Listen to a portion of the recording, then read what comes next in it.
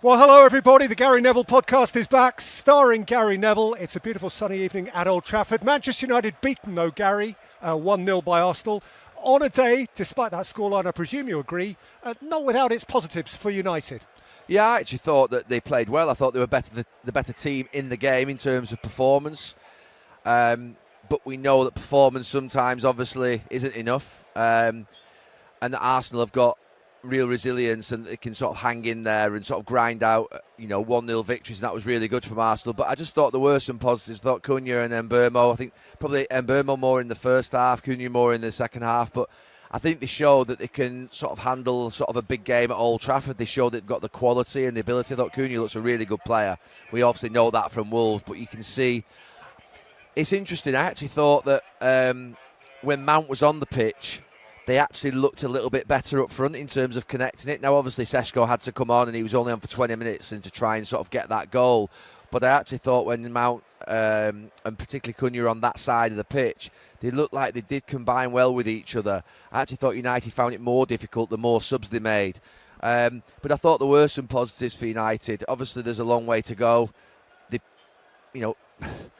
This is a tough start. Arsenal, potential champions this season. It's only going to be Arsenal, Liverpool or City. So we know that Arsenal are a tough team to beat, tough team to break down. The goalkeeper's very good. The back four outstanding. There are two full-backs that came on that would probably get in 99% of teams in this league. So yeah, I wasn't not too downhearted. It's the first game of the season. I thought the system worked better.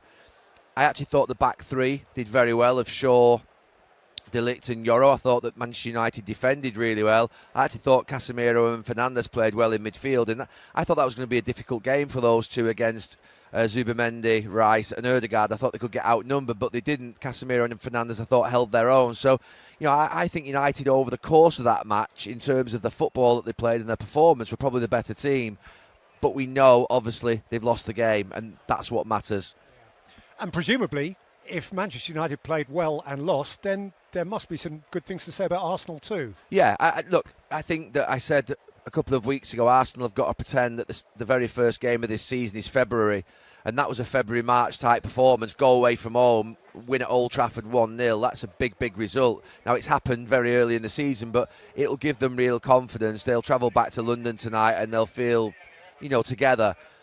They didn't play well, Arsenal. I mean, their football, really, for the players that they have out on that pitch, in terms of Rice, Zubimendi, Ødegaard, Saka, Martinelli, Gyokeres, they really did let themselves down at times, particularly, I think, on the counter-attack. They were really sloppy. Didn't really get their passing going. I thought they actually started the game quite jittery. I thought the two centre-backs who actually grew in the game and are outstanding, they're a brilliant pair, but I thought Saliba had one of the shakiest 10 minutes that I've seen from him in that first period of the game. So, yeah, I think for them to get a clean sheet here, to get a win at Old Trafford and not be at their best, which they were well off their best, and they'll certainly get better than that, I thought was a real plus. But just little things, that front three, very early on, Martinelli, Saka, Gyokeres, they've got to be better than that. I thought United's front three of Mount, Cunha and Mbeumo, that's the first time they played together in a Premier League game. I thought they were a lot better in terms of their combinations and play than Arsenal's front three. I thought United's front three were better. So that's something to work on. Obviously, it's very early. I thought Gyokeres actually looked a handful. I thought he did some good things. I was actually surprised he came off. I thought Arsenal actually, they didn't change defensively when the substitutes were made, but they lost their attacking threat completely, I felt, when Gyokeres went off. So, yeah, things to work on. But the big thing for Mikel Arteta, he's got a very resilient bunch. They're good at set pieces. They're a good defensive unit. They're just going to have to have a little bit more sparkle up front. But that's Old Trafford's a tough place to come. It's the first game of the season. So, yeah, well done to Arsenal. I think it's a big victory for them. And of the three clubs that you've just said can win the league, in your opinion, they have all won first up. So shall we go back and take them one by one? Liverpool, first up, Friday night. Fabulous football match, obviously stained by that horrible racist incident. Yeah. But in terms of first of all, the tributes to Diogo Jota, beautiful. And then the match itself, really thrilling. A really good launch night at Anfield. And what did you make of Liverpool? Yeah, the game was great. I think Semenyo, to be fair, not just in his performance, but actually his statements that he made yesterday, has just been the star of this weekend, without a shadow of a doubt. I thought it was incredible, his words that he put out on social media yesterday. Demonstrates what a man and what a character he is. And what he suffered there on Friday night is just absolutely unacceptable. And that's the first thing to say. But it was an outstanding game, marred by that incident. You know, the thrill of the game in terms of how Liverpool play, how Bournemouth then came back into it, and then Liverpool obviously scored the late goals.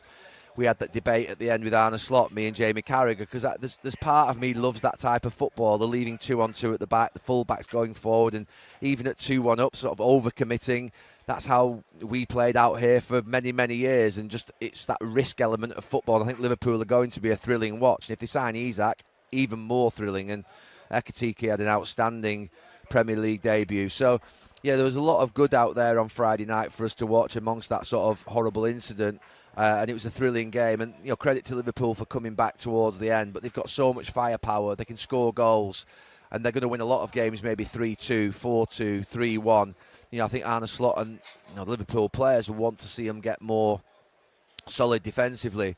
I think the fullbacks will need to settle down a little bit defensively. Gyokeres was quite rash, and he'll just need to. You know, it's understandable. It's his first game at Anfield. Frimpong, I thought he was actually doing quite well, but obviously, again, he got substituted. So, yeah, there are some questions, I think, for Liverpool in respect of their sort of defensive side of their game and their balance in midfield. Obviously, without Gravenberch, they look like they lack a bit of legs, and there's a lot of space in there, which is not something we were used to last season. But they've got some very, very good players, and they've got more players to come in, I think. So, yeah, a good start for them, but bits to work on, as you'd expect.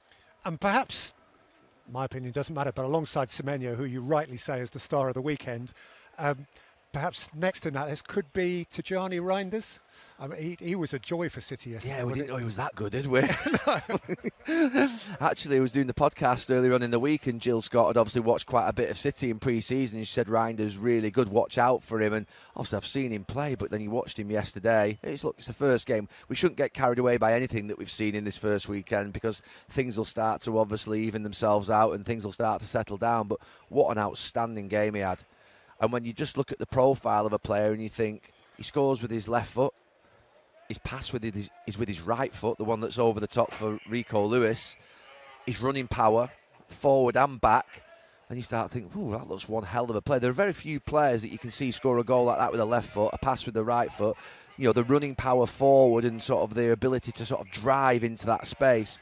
No, it was a really, I was watching him last night in that game, and I thought if I was a City manager, fan, teammate, I'd be thinking, oh, hang on a minute. You know, people haven't written City off, let's be clear, they haven't, but they're asking questions as to whether this squad is as good as Arsenal or Liverpool, and rightly so, thinking always that they've got this manager who's a genius who doesn't not win Premier League titles or titles 2 years on the bounce. So you've always got that in the back of your mind. You've got the question mark over Rodri, so you're thinking, you know, will Stones stay fit all season? Is Rodri going to be fit? Have they got that sort of ability up top to sparkle? You know, but you've got Foden, Shirky, you've got obviously Bernardo Silva, Marmoush, Haaland. If you get Reinders and Rodri in there with Bernardo Silva, and you're thinking, hang on a minute, that's a hell of a team. Now, it's obviously they have to keep the defenders fit. But City, it's ridiculous to think of them as sort of, I'm almost like making them sound like dark horses. Manchester City, Pep Guardiola's team that's won a treble and won many championships in the last 5 years. But they just dropped off so quickly and so violently, really. It was like off the edge of a cliff. But Reinders, yesterday, and the way in which City performed, it's too early to say that they go right up there as champions. But if they keep Rodri fit, Reinders fit in midfield, and Haaland and Diaz and Stones, that spine is as good as anything you'll see in this league, and they'll be really, really tough to stop. Yeah, it is interesting. I know I'm guilty of being reactionary and first weekend, and you think something, don't you? But as you rightly said, it's been really fascinating that in this sort of prediction season, Manchester City have been relatively little mentioned, and without, or try to avoid being guilty of reacting to the first weekend. Do you feel that in terms of your expectations, they have risen now? Are you considering them more seriously based on what you saw yesterday? I think, look, between the three of them, Liverpool, Arsenal and City, and what we've seen in this first weekend, all of them have got, I think, cases for saying that they could win the league. And all equal cases. I don't think there's any of the three that you would look at and think they're above the other. You know, I'm going to be asked to go on Monday Night Football tomorrow night and make a prediction of who I'm going to win the league, and I'm going to probably say Arsenal again because I've said them the last 3 seasons. But honestly, I think Liverpool, with Isak coming in, could easily win the league if they settle those two full-backs down and they get Gravenberch back. They could easily win this league by 5, 6, 7 points. We could be staring the obvious in the face that Pep Guardiola signs Reinders, he gets Rodri, his kingpin back in midfield. They've got the best striker in the league in Haaland and probably one of the best strikers in the world that scores 40 goals. And all of a sudden you've got Stones and Diaz who could become the best centre-back pairing in the league all of a sudden if they're at the best. And you would say, you could be looking back in 6 months and saying, well, it was staring you in the face. They've got a treble-winning spine. They've got new players that look outstanding. They've got the best forward in the league in terms of scoring goals. So, and then you look at Arsenal and you think, the last two pieces of the jigsaw, they've got probably the best defensive unit. They look like they're a real team. They're difficult to beat. They're great on set pieces. Gyokeres obviously looks like he's a handful and a threat up front. Zubimendi in midfield. So all three have got genuine cases. I know that there won't be equal favourites. I know Liverpool will be slightly ahead. But I don't think if you ask Liverpool fans or if you ask City fans or ask Arsenal fans, I don't think any of them would sit here and say they were confident they would win the league this season. But I think they'd all think we've got a great chance of winning the league because the three of them are really close, I think. I was interested that you did say it's just three. And sort of putting it into the context of this weekend, I'm just thinking of the other ones who might make an argument. Chelsea, of course, have started with a blank game against Palace. Villa and Newcastle blotted each other out. Spurs have had a good home win. That's a nice launch for Thomas Frank. Yeah, I'm not being dismissive of the other teams in terms of saying that they're poor teams or nowhere near good enough. They just haven't got that. They haven't got that experience, that maturity, that title-winning feeling about them yet. Those teams that you've just mentioned, Aston Villa and Newcastle, are not going to win the league. I think you're specifically mainly referring to Chelsea. Maybe they've won the World Club Championship. They finished obviously in Champions League spaces last season. But when I look at Chelsea, they've got obviously a lot of very good young players. But you're not looking at João Pedro and Delap in the same light as you're looking at sort of Arsenal's front players or Liverpool's front players or City's. You're just not. They're good players and I think they'll have a good season, Chelsea. But no, I'm not looking at them and thinking that there is that sort of spine of a title-winning team there yet. It's not ready. It's not right. I'm going to sneeze. Bless you. Bless me. So yeah, that's just not been, and that's not just because of today. I think we'd have said exactly the same before this game. They've drawn against a very good team today in Crystal Palace. So for me, yeah, I think that top three are going to be fighting it out till probably, one of them may drop away a few weeks before the end, but I don't know which one it would be. But I think those three are going to be the ones that are going to be going for it. Okay, let's just finish with probably, if you're a neutral looking down, what must have been the happiest place in England yesterday would be Sunderland. Yeah. Well, I mean, what a sensational start. Yeah. And you know, of course, and I do too, having watched football there. It is a great place when it's bouncing. Yeah. And seeing the pictures of it yesterday, it was bouncing. Yeah, I mean, what a day. What a day. And you saw those faces in the crowd when the goals were going in, and it's an amazing sort of situation when you see clubs come up. You referred to, obviously, a game earlier today about Brentford against, I think, Arsenal a few seasons ago, and it was magnificent that night. And, you wish you'd have been at Sunderland yesterday, just experiencing, they've missed out for so many years, such a great football club. But the more importantly, I think obviously we've talked a lot about, and I'm worried about it actually, about the three from the Championship coming up and then going straight back down. I am worried about that situation. But actually, when I saw Sunderland yesterday, there was a lot of things that I liked. The physicality in the air with the headed goals. I think the fact that they had players that looked like they were really sort of powerful and strong, could make runs in behind, they were really direct. And I think we've seen some teams come up from the Championship and they've tried to play these 1,000 passes from the back, and I lose the will to live. I'm sorry. You're taking on Manchester United, Liverpool, Chelsea, Tottenham, Villa, Arsenal, Liverpool, all these great sides, and you're passing out from the back and you've got Championship centre-halves. And I know you've done it in the Championship maybe, and it looks great. And I know there's reasons why teams do that now. One is because the coach wants to play the way in which we'll get that coach promoted. I think managers, owners want to play a progressive style of football. I think they also want to produce players that can be bought by the top clubs so that they create a player trading model that means that they can sell those players into clubs like City, Liverpool, Chelsea at 30, 40 million, and it keeps them propped up. But whatever happened to doing what you need to do to win football matches and points to be able to stay in the league?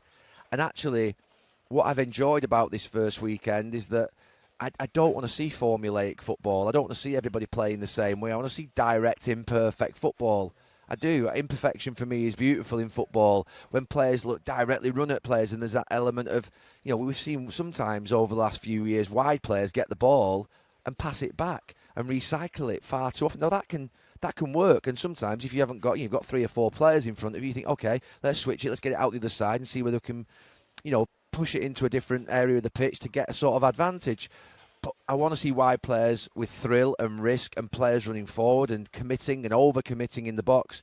That's why I wasn't overly critical of Liverpool the other night when they had that counter-attack goal against them. They had 7 players in the box. They could have gone 3-1 up and won the game in that moment. Obviously, they risked losing the game in doing it, but that's what I want to see. So for me, Sunderland yesterday demonstrated a lot of the qualities that I think can keep you in this league, because if you're playing for Liverpool, City and Arsenal, the 3 best teams in the league, and Sunderland come and try and play football against you and pass it around the pitch, you're really happy, because I've been there. I'm really happy if they try and take us on at football, because I know we're going to win that game. But if they try and basically be direct against us, beat us up, be aggressive, running behind us, be a threat. Some of the toughest games I had in Premier League football were not in the biggest matches. It was at grounds like Stoke, Wimbledon, Crystal Palace, West Brom, and there's many others, Southampton at the Dell, when I got beat there 5-3 or 5-2 one year or whatever it was, 6-3 one year, 3-1 the next, because you had players that basically had quality, but they also were really a massive physical threat. So set pieces were a real pressure in certain grounds. You played Wimbledon away, you're thinking, stick your helmets on type stuff. So I want to see this league not be 20 teams all trying to play beautiful football. And I thought Sunderland epitomised that yesterday in terms of spirit, energy, direct play, crosses and great headers from goals. I was really happy with it. I mean, we've not talked about the set piece that's won this game here today. And obviously I think that, I actually thought Bayandira, I mean, you can never say a goalkeeper's had a good game when they've made a mistake like that, because I think any defender that gives a goal away, you've given up your credit of having a good game. I've never bought into this idea that a goalkeeper gives a goal away and then they make a save 10 minutes later and they say he's made up for it. He never thinks that. A professional never thinks that. If I make a mistake in a game and we win 2-1, I don't think, I've got away. I just feel I'm very lucky and fortunate that I'm playing with good players and I've got to sort myself out, because it'll cost us points if I carry on doing it. But what it does point towards is Arsenal's great set-piece play, the way in which they work set-pieces, but it also points towards a glaring issue for United that can't be ignored, and that is that they do need to find a goalkeeper. They have to. I'm absolutely unequivocal on that, because I had experience at United for 20 years where there were 2 big periods of 7 or 8 years with Schmeichel and Van der Sar, and then in between we had 7 or 8 goalkeepers in a sort of 6, 7, 8 year period. And it's really unsettling when you haven't got a dominant number 1 who's 6'2", who's dominant in the air, who owns his 6-yard box, who comes and punches everything, who makes a lot of saves and one-on-one and saves your points when your defenders make mistakes. I think that's going to need to be something. I don't know where they are on PSR. They seem to have a bit more money. They might have to sort of magic up a bit more money in the next week or 2, or do something on loan. Donnarumma? Look, the 2 that you look at that are that were mentioned in the last few weeks is Martinez and Donnarumma, and the reason I say that those two would be good goalkeepers for Manchester United is not necessarily because I think they're the best goalkeepers in Europe or that they're amazing. I think they've got big personalities and characters. You've seen Donnarumma in a European final for Italy save those penalties. He looked like a giant. You've seen him play for PSG in huge games under pressure. You've seen Martinez play in World Cup finals and win a World Cup. So they've played under extreme pressure, and they've got big personalities and characters, and they almost walk out with the arrogance and sort of dominance of a goalkeeper. And I think Manchester United, they need that. There's a number of things that Manchester United need this season. They need Luke Shaw to stay fit. I hope he didn't go off at the end because he was injured, because that would just be completely and utterly demoralising. Because when you saw actually that Yoro went to left centre-back, De Ligt went to right centre-back, and Maguire went in the middle, just through that one change of Luke Shaw, they didn't look as comfortable all of a sudden.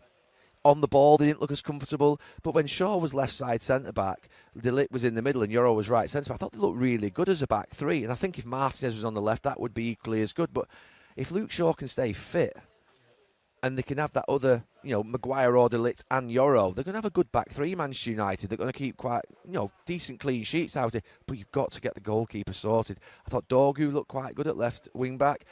Diallo and Dallo, I think, are okay on the right as well. So I think Amorim's getting to that point whereby I think he's got a team that he thinks he can probably I think they need to sort the goalkeeper out, because they will continually concede goals and points, and it undermines what you're doing. I've said here that 75,000 or 72,000 home fans, when the goalkeeper's flapping at it, all they do is go, and that sends a shiver through defenders, the Manchester United defenders. It'll send a shiver through the goalkeeper. It creates an anxiety in the stadium. I've said it for many, many years. You've got to have personality, character and stability in that position. I think Manchester United are going to have to deal with it in this next couple of weeks. But I thought it was actually a good performance from United. I thought it was really resilient and good from Arsenal.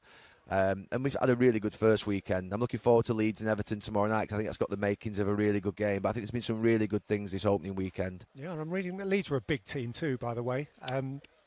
We're a big team. Or are going to be. No, no, careful, Gary. No, big physically. So if you liked that kind of get up and go football, then maybe that's what you're going to see. I don't know. I've seen a few teams come up over the last few years. I'm not going to name names. They all do it their own way. But honestly, I just said it before. Please don't put us through it. This 5-yard pass into your goalkeeper. Physicality, set pieces, strength, be dominant defensively, try and keep clean sheets, be a threat when you put the ball in the box and get bodies into the box. Leeds will be a threat physically, and I think they'll go about it the right way. You said they're a big team. Leeds are an enormous club. Enormous club. Obviously, I was talking about the physicality of the players. And they're enormous team as well, but they're enormous club, Leeds. And you just think of Leeds and Sunderland, and you think of those two grounds, and when those two grounds are at it and they're on top note, they're a real difficult place to go. But it's really bloody hard to get an atmosphere if your centre-halves are passing it to each other 5 yards across the box. But if you're getting it forward and you're into your strikers and you're winning free kicks and you're getting corners and there's throw-ins going into the box, Arsenal are unapologetic around long throws. So if you're Sunderland or Leeds, chuck it into the near post. Things can happen. And that's what Stoke used to do. It's what Crystal Palace used to do. It's what Wimbledon used to do. They haven't got £300-400 million player budgets, these teams. So why would you try and compete with the same level of football? Of course, if you can get it down and play with a bit of quality in certain moments, of course that's right. But I'm not advocating going back to 4-4-2 and long ball here, but I just think these teams that are coming up, they've got to be a bit more pragmatic, I think. And let's see what Leeds do tomorrow night against Everton. It should be a good game. That the Manchester United fans have been really happy about. They've been really attacking signings. They're looking for goals. That was an issue last season.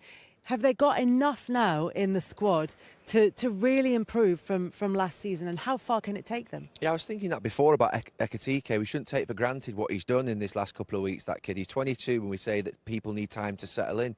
But there are a lot of very good players who've come into this league who've gone straight for it straight away and started scoring.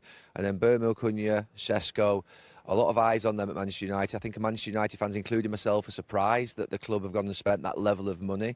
We thought, obviously, after the Europa League final, that the money wouldn't be there at that level. So to get those three players who look like a really good profile, two of them have got Premier League experience. We need them to do well. We need those three players to do well, because the rest of the team, look, we need a goalkeeper. There's definitely, obviously, issues with the defence and midfield. But if the three strikers are a real handful and scoring goals, last season United's return in front of goal was really poor. So it's really important that Sesko and Bermo and Cunha get off to a really good start. We've seen the Liverpool striker do that tonight. There's no reason why United strikers can't go and do that on Sunday. If they start, is it Sesko against Gyokeres? I think it's fascinating, the fact that Ekitike, Wirtz, Pedro, Delap, Gyokeres, Sesko, these players all go into big clubs. How are they going to do? We're not quite sure, are we? Obviously, Ekitike tonight has given us a little bit of a glimpse of what he's like. But there is pressure on all those players to deliver for Chelsea, Manchester United, Arsenal, Liverpool. They have to deliver. The main man at City, obviously Haaland, we know he's going to score goals. But who of those rest are going to emerge to become maybe a world-class player? So what's a good season for Manchester United? I think top six would be a good season. I think the four at the top, Chelsea, Arsenal, Liverpool, City, I think would be difficult to challenge, but they could slip into that space where Newcastle, Tottenham, Villa, other clubs are. So I think in that fifth place would be absolutely amazing. Realistically, I think it's probably going to be between 6th and 8th, but I think 5th is what they have to really target. Aim for 5th and potentially end up between 6th and 8th. Do you think that's realistic for Manchester United? Yeah, I think so. I mean, people will look where they finished last season and say, oh, that's a huge jump. But then you think of some of the teams who were up in those positions all last season. Nottingham Forest were fighting relegation this season before. Brentford were up there for a lot of the season. Bournemouth were up there for a lot of the season. When you look at those teams and those squads, they haven't got better players than Manchester United. But I think the manager's still got a lot to prove. I do. I think he's had about 40 games now, which is a decent run, in terms of sort of trying to get his message across. And it didn't quite happen at all. I can't get that sort of, final out my head, really, about how poor they were in that game. So I think he's almost got a lot to prove as well, because Manchester United, no matter what set of players they've got on the pitch, they shouldn't finish. Was it 15th they finished last season?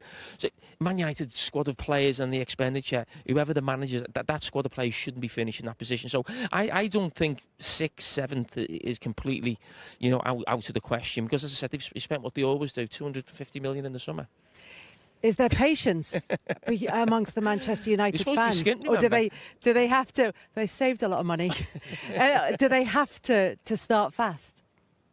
No, United fans are patient in the sense that they turn up every single week, and they have done for 26 years without winning the league, and the stadium's full. They're incredibly loyal. They're very loyal also to their managers. They'll support Amorim. Sometimes they can get a little bit disillusioned with the players if they feel like that heart and that spirit and that fight's not there. I don't think you can say that in this last 12 to 18 months. That's not been the problem. I think the problem has been the quality. The lack of quality in terms of the players, particularly in forward areas, is just nowhere near good enough. Now, if they correct that and start scoring goals, you become obviously a lot harder team to beat. Yeah, there is a problem in central midfield. It doesn't look like Bruno Fernandes has got the right partner at this moment in time. And then obviously you've got the goalkeeper. So there's things that I think he'd still want to change. It's quite a unique system. I think it was always going to take some time to get used to it. I was hoping that, to be fair, I said at the time it would suit some of these players, give them a stronger base, because there isn't really a pair of centre-backs there that can play in a 4. So I thought it would suit them, but it didn't do, and it ended up being a real sort of challenge for them. They've looked better in pre-season. The fans will always be patient, but I think that ultimately they need to get a decent start, and they've got a few tough fixtures in this first few games. I actually feel quite confident about them on Sunday. I think they'll give a really good performance. I think it's a big day. And Arsenal, Arsenal have got to go and win. I agree with Jamie. I think Arsenal are the team really that have got to go and challenge Liverpool this season. Trafford, as we keep building up to what feels like the game of the weekend between Manchester United and Arsenal, and who better to look ahead to it than our very own Gary Neville. Gary, lovely to see you. First of all, how are you? I'm good, really good, and this is a great game to have on the day one of the season, or the opening weekend. We had some good games already, but Manchester United and Arsenal is a cracker, and yeah, big questions over, obviously at the start of the season, over big clubs always. I think the interesting thing here today is, does Šeško start? How will he do this season? Gyokeres for Arsenal as well, watching him play. So really looking forward to it. We'll get into all of that, I'm sure. I mean, let's start with Manchester United.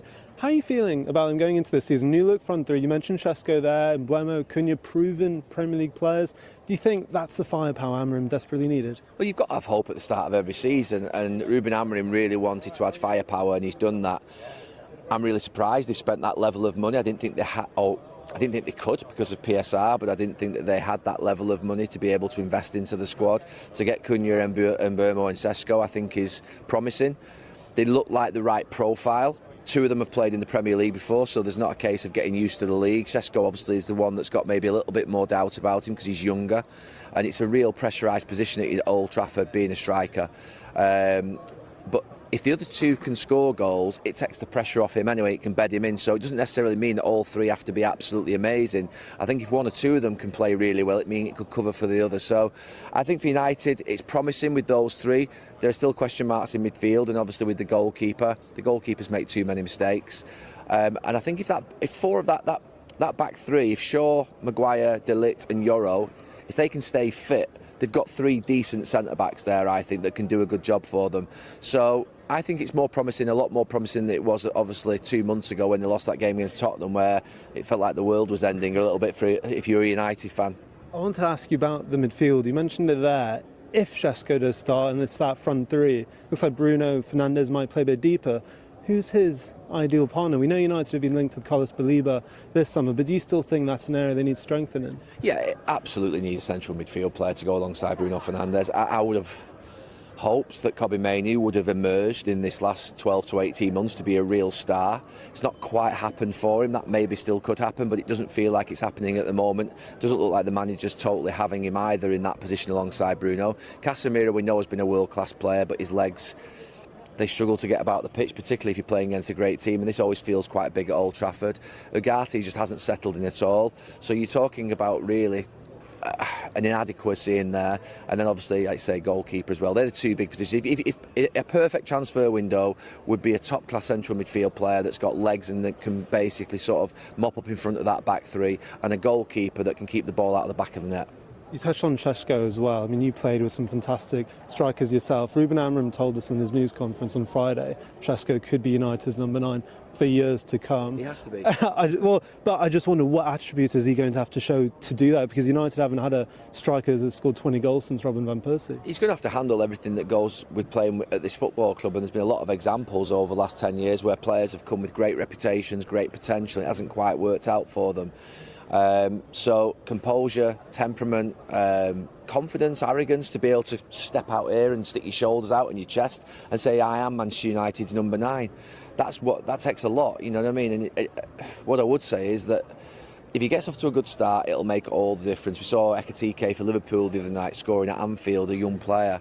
If Šeško can do that, I'm torn as to whether he'll play today. I want him to play. I'm desperate for him to play up front with Cunha and Mbeumo and say, right, those three, make it happen. Stick with them for the first 10 games of the season and let them play themselves into form where they can combine with each other.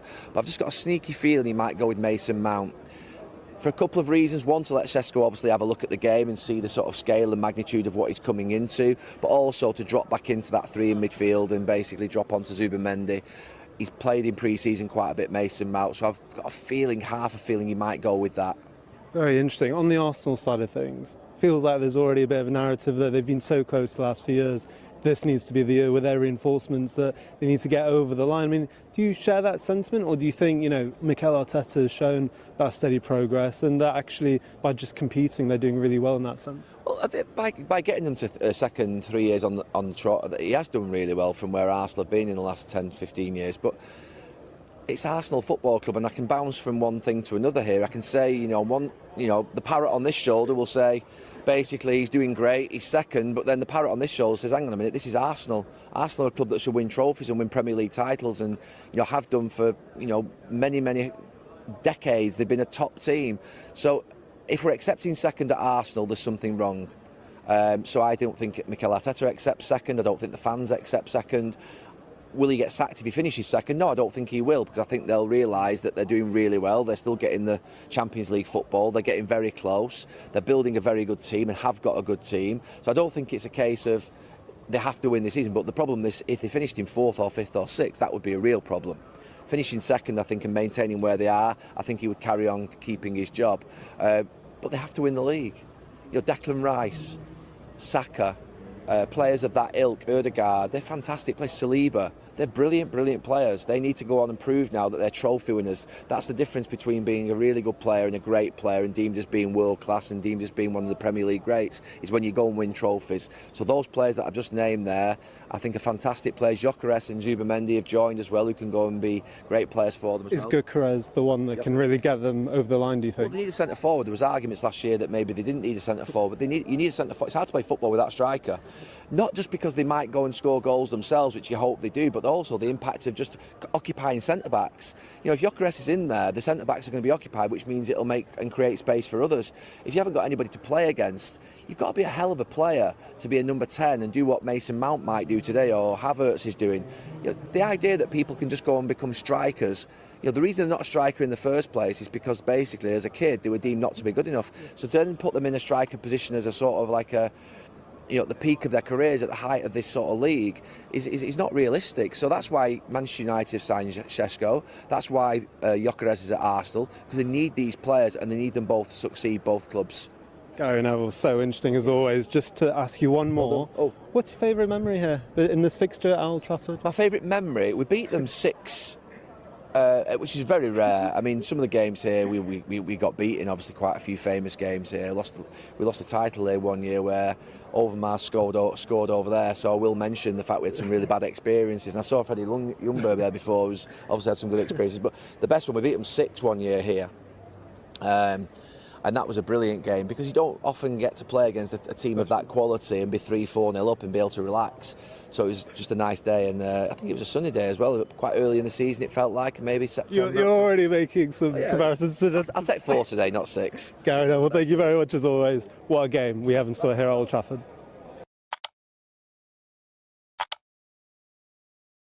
Home to Arsenal on Super Sunday tomorrow. Tim, I'm going to come to you first on this because you're optimistic about United. We've discussed a little bit of that already, got them in your top 5 in terms of your season predictions. But let's just put into context last season. Finished 15th, worst finish since 1973-74. Insipid performance in the Europa League final against Tottenham Hotspur. They lost that. First season without European football in 11 years, and only 44 goals scored last season. Again, the lowest tally since that 73-74 season. There's a new manager there, came in last season. We've got big name, new signings once again. Yeah. Why are you so optimistic that this time round, this season, it's going to be different?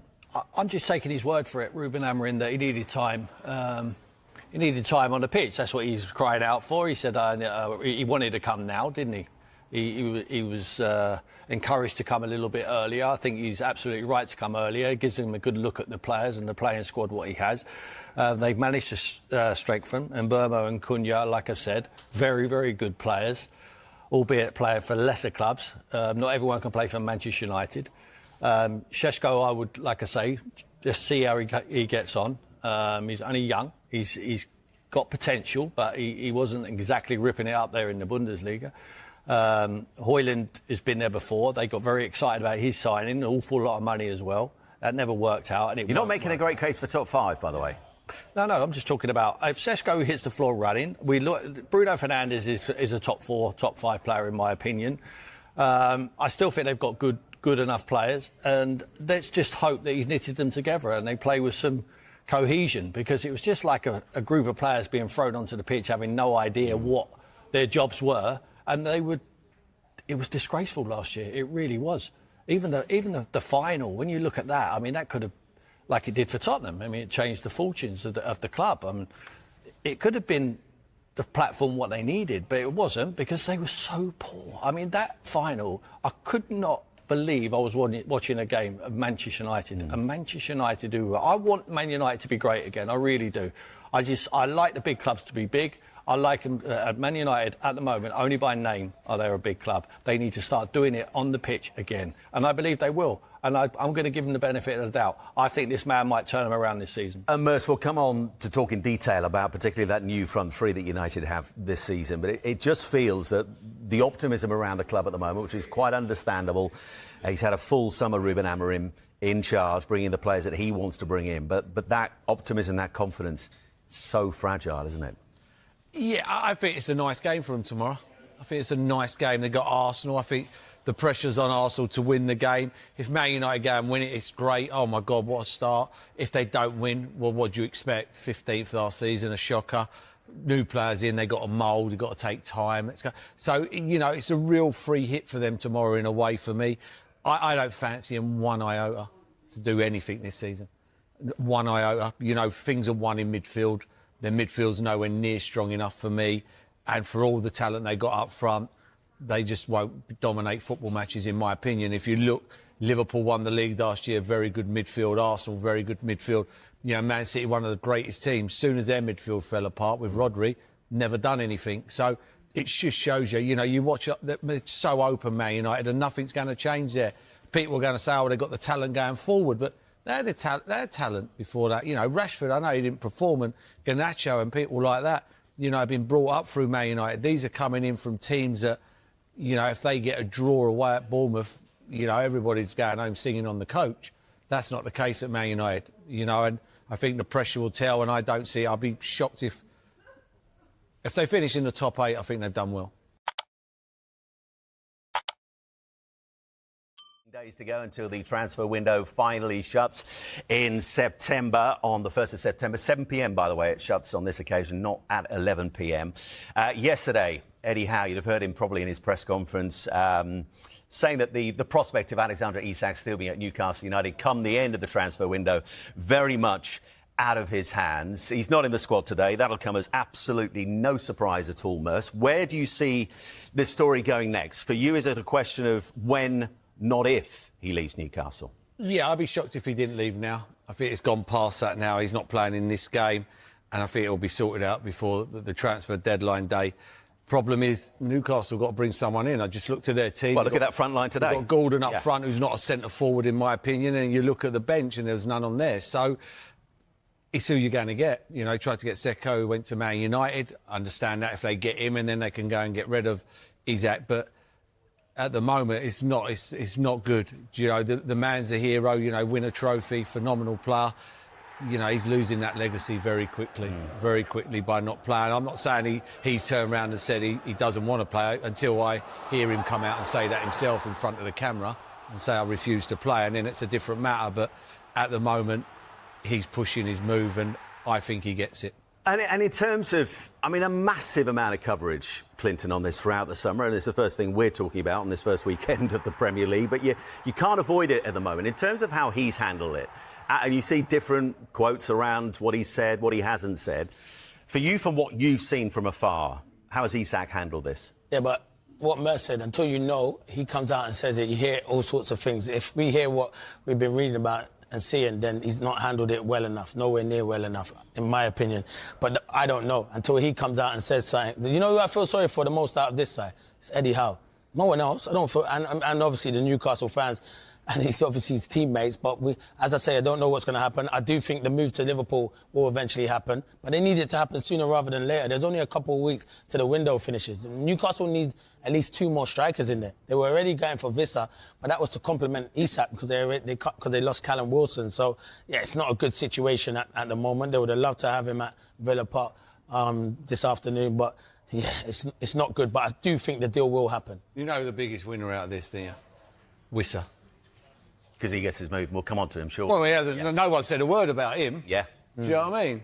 And Isak's getting all the stick, and it's no different with Wizza. Yeah, we'll talk about Wizza, because, of course, he left Brentford training camp as well, and Keith Andrews had plenty to say about that in recent days. For you, Sue, do you pick up on what Clinton said there about feeling sorry for Eddie Howe? Because you look at the club at the moment, I mean, boardroom level, he's been really hampered. Paul Mitchell, the sporting director, he's gone. Darren Eales serving his notice as well because of his ill health as well. It's very much been Eddie Howe on his own fighting the fires this summer so far, isn't it?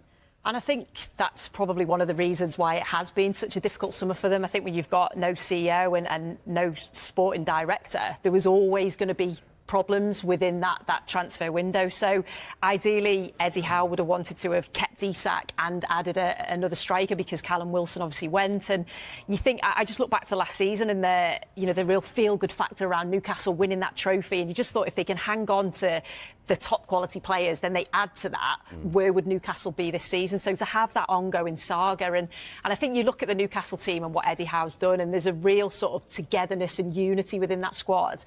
And you just hope that this hasn't hampered it. I'm sure he's working, so hard in the training pitch, saying to the guys, look, that's happening off the field. You can't control that. Just control what's happening and focus on Aston Villa. But of course, it's bound to have some sort of effect. He's one of their best players. You look at Newcastle's record without him, it's bound to have an effect on them. And like Mer said, Gordon playing in that sort of false 9, if you like, Osula on the bench, that's their other option. They need to bring in strikers, and they'll be fully aware of that. Tim, is there any way you can see Isak come the end of this transfer window still being a Newcastle player?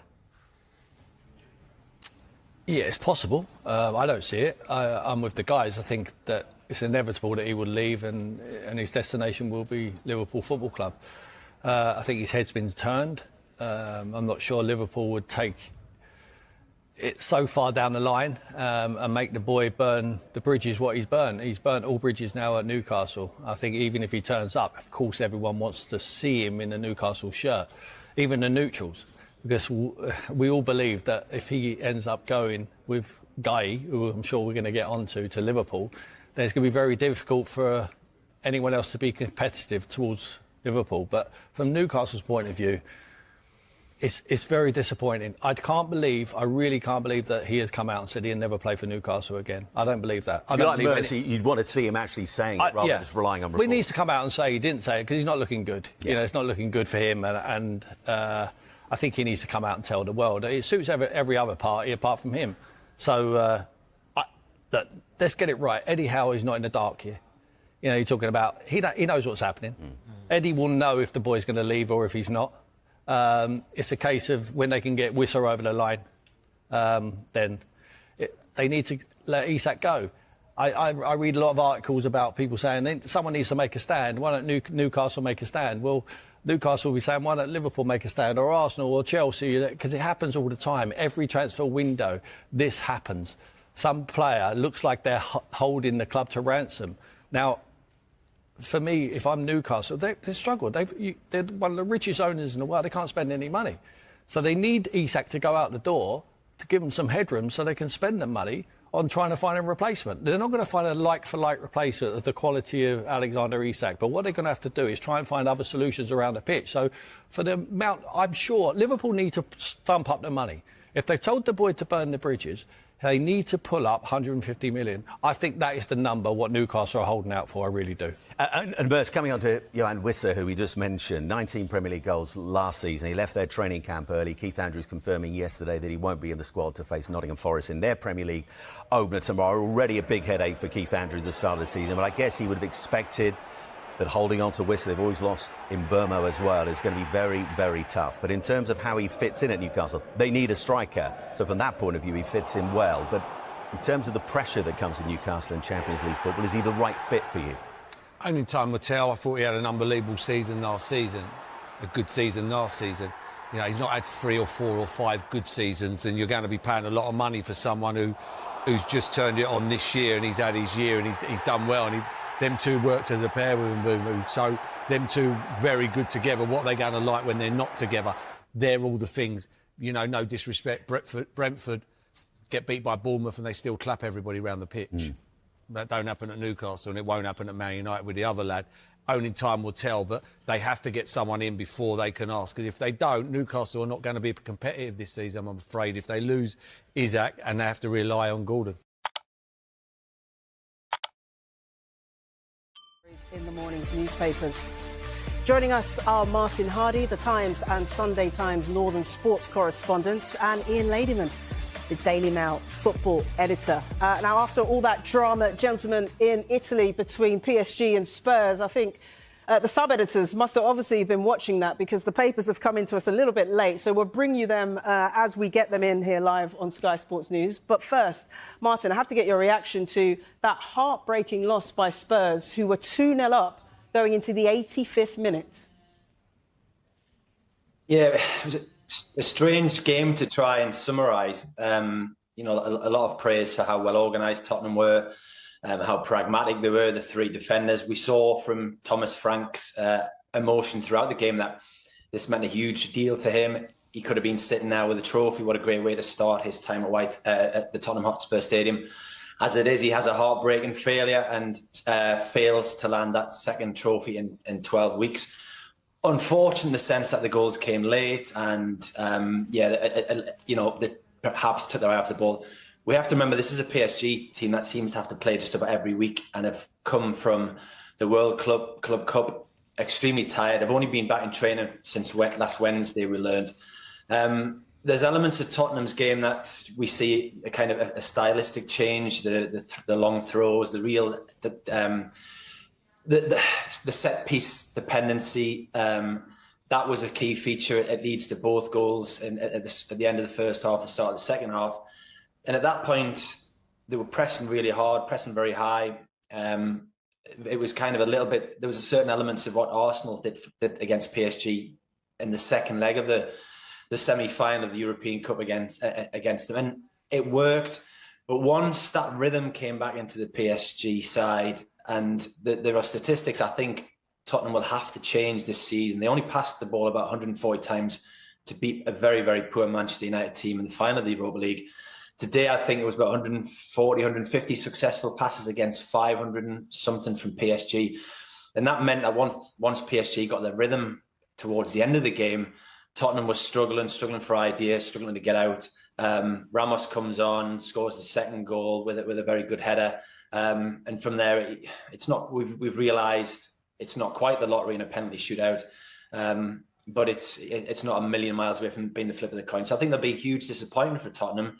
I think what we have seen is the start of a change in style from Postecoglou, which is sometimes, and I did like him in the early days when everything was about going forward, but he became a bit one-dimensional at the finish and wouldn't change his tactics despite the fact he had so many players who weren't available to him tonight.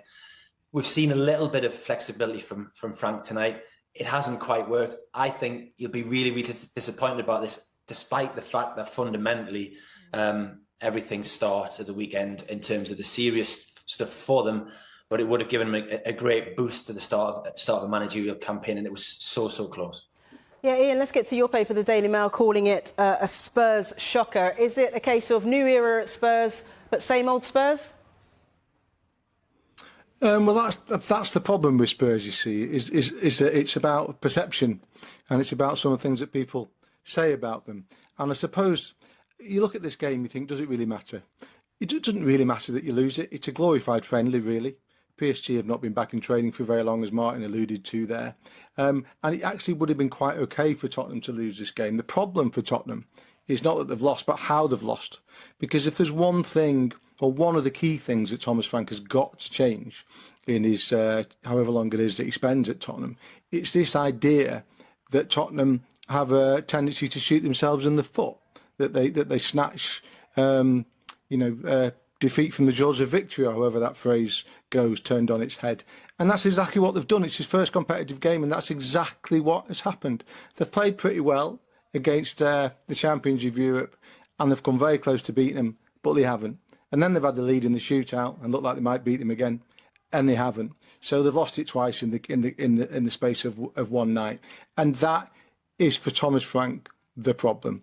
The first opportunity to put a foot forward, actually, what he's done, sadly for him, unfortunately for him and his team, is done a little bit of what many of his predecessors have done. So, look, Thomas Frank isn't going to be losing sleep over this, I wouldn't imagine. As Martin says, the serious stuff starts at the weekend against Burnley. But perceptions are important.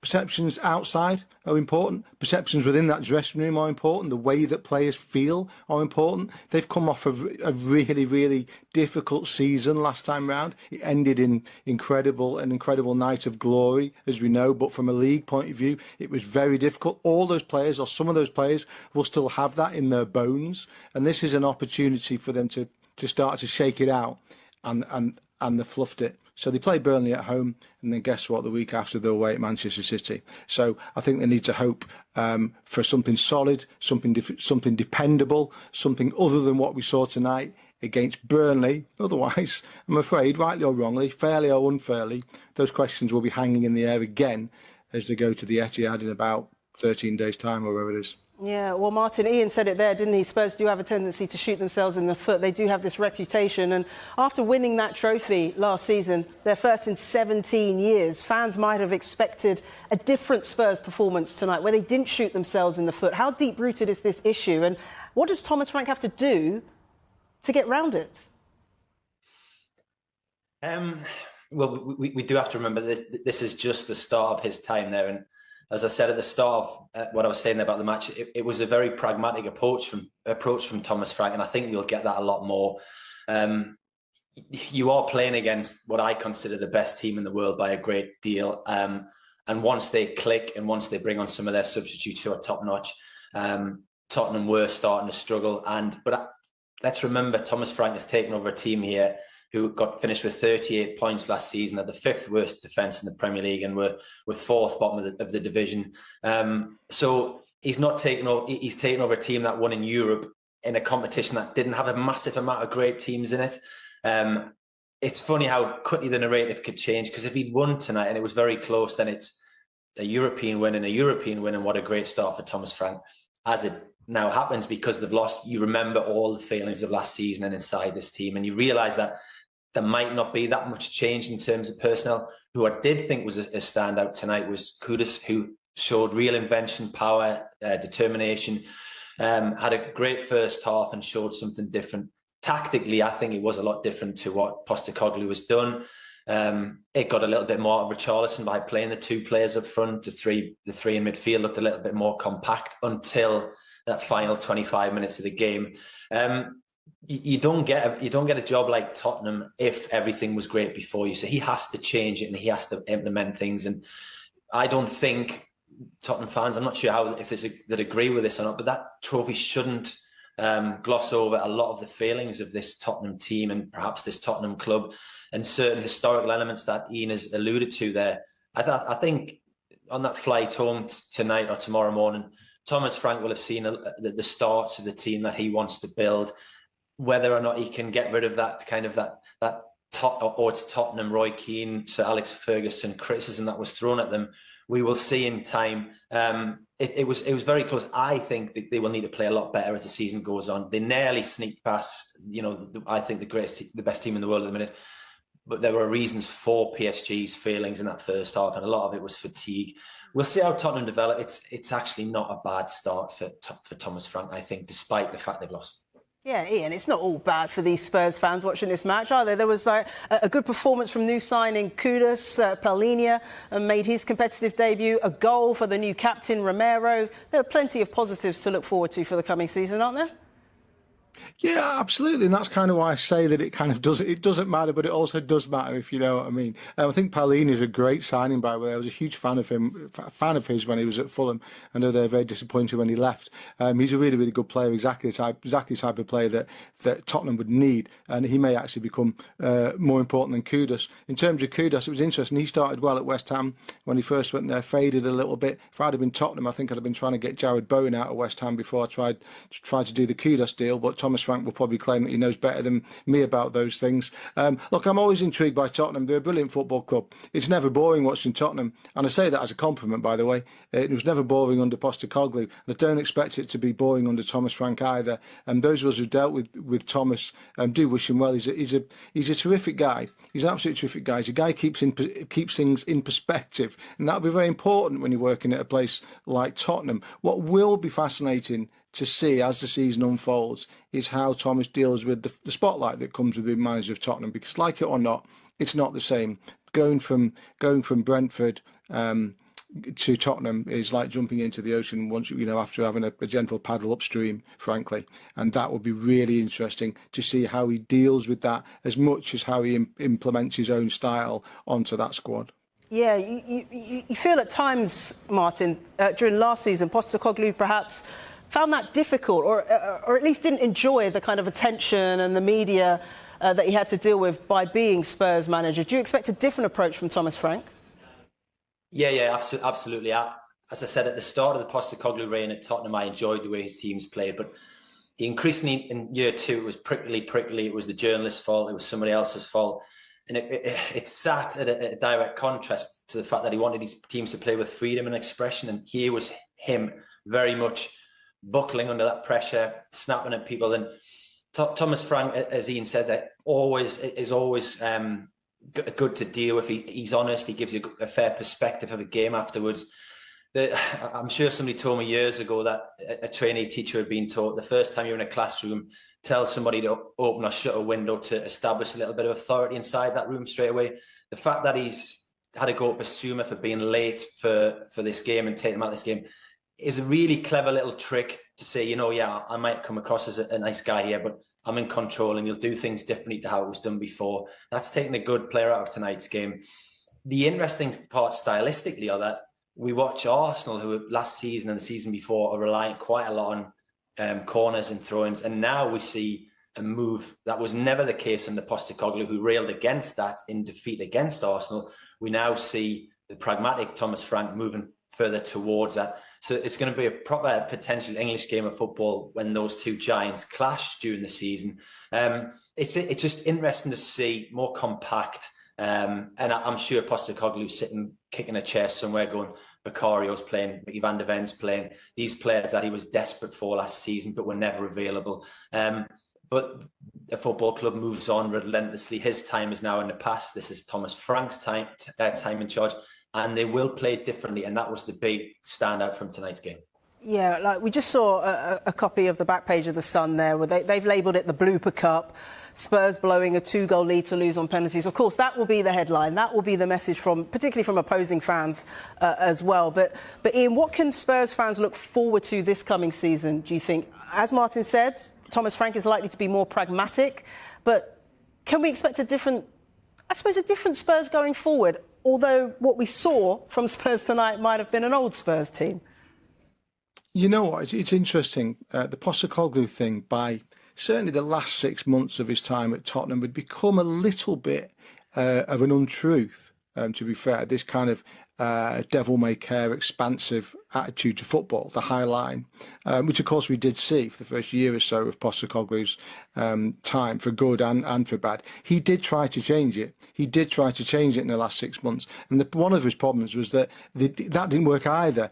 Martin alluded to the injuries. He had lots of them. But equally, I saw Tottenham play poorly with all the players available on more than one occasion. You know, Ange, much as we all liked him, had lost his way long before the end of that season. And I think what Tottenham fans will hope for this season is actually quite an un-Tottenham type thing. What they will hope for is a little bit of dependability, because as much as they're a club that prides itself on, to dare is to do and all the rest of it, and it's all about the glory, and it is, but you know what? It's about winning.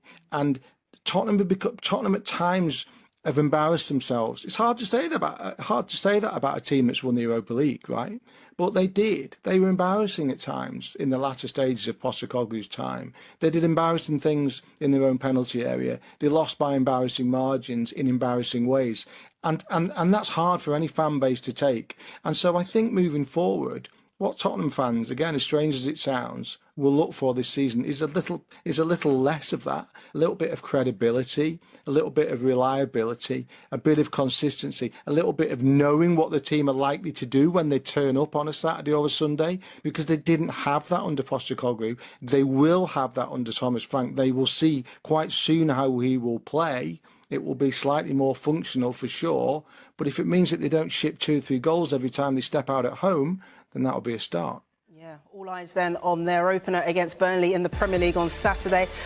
Ian, Martin, thank you for the moment. We're going to take a quick break, but when we come back, we'll look at more of the sports stories in the morning's newspapers, including this in the Times. United are in no man's land, says Rashford. Stay with us.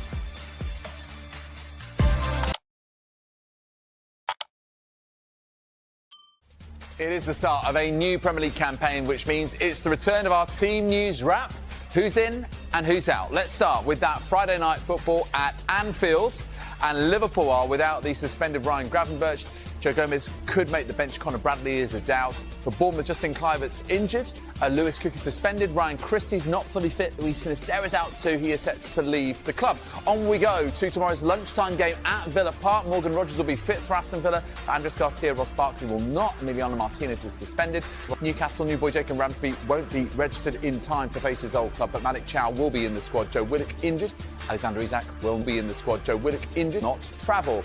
Down to the Amex we go, and apart from long-term absentees, have a fully fit squad to face Fulham. Not so Marco Silva's side. They are without Ryan Sessegnon and Anthony Robinson. Rodrigo Muniz is set to play despite transfer speculation.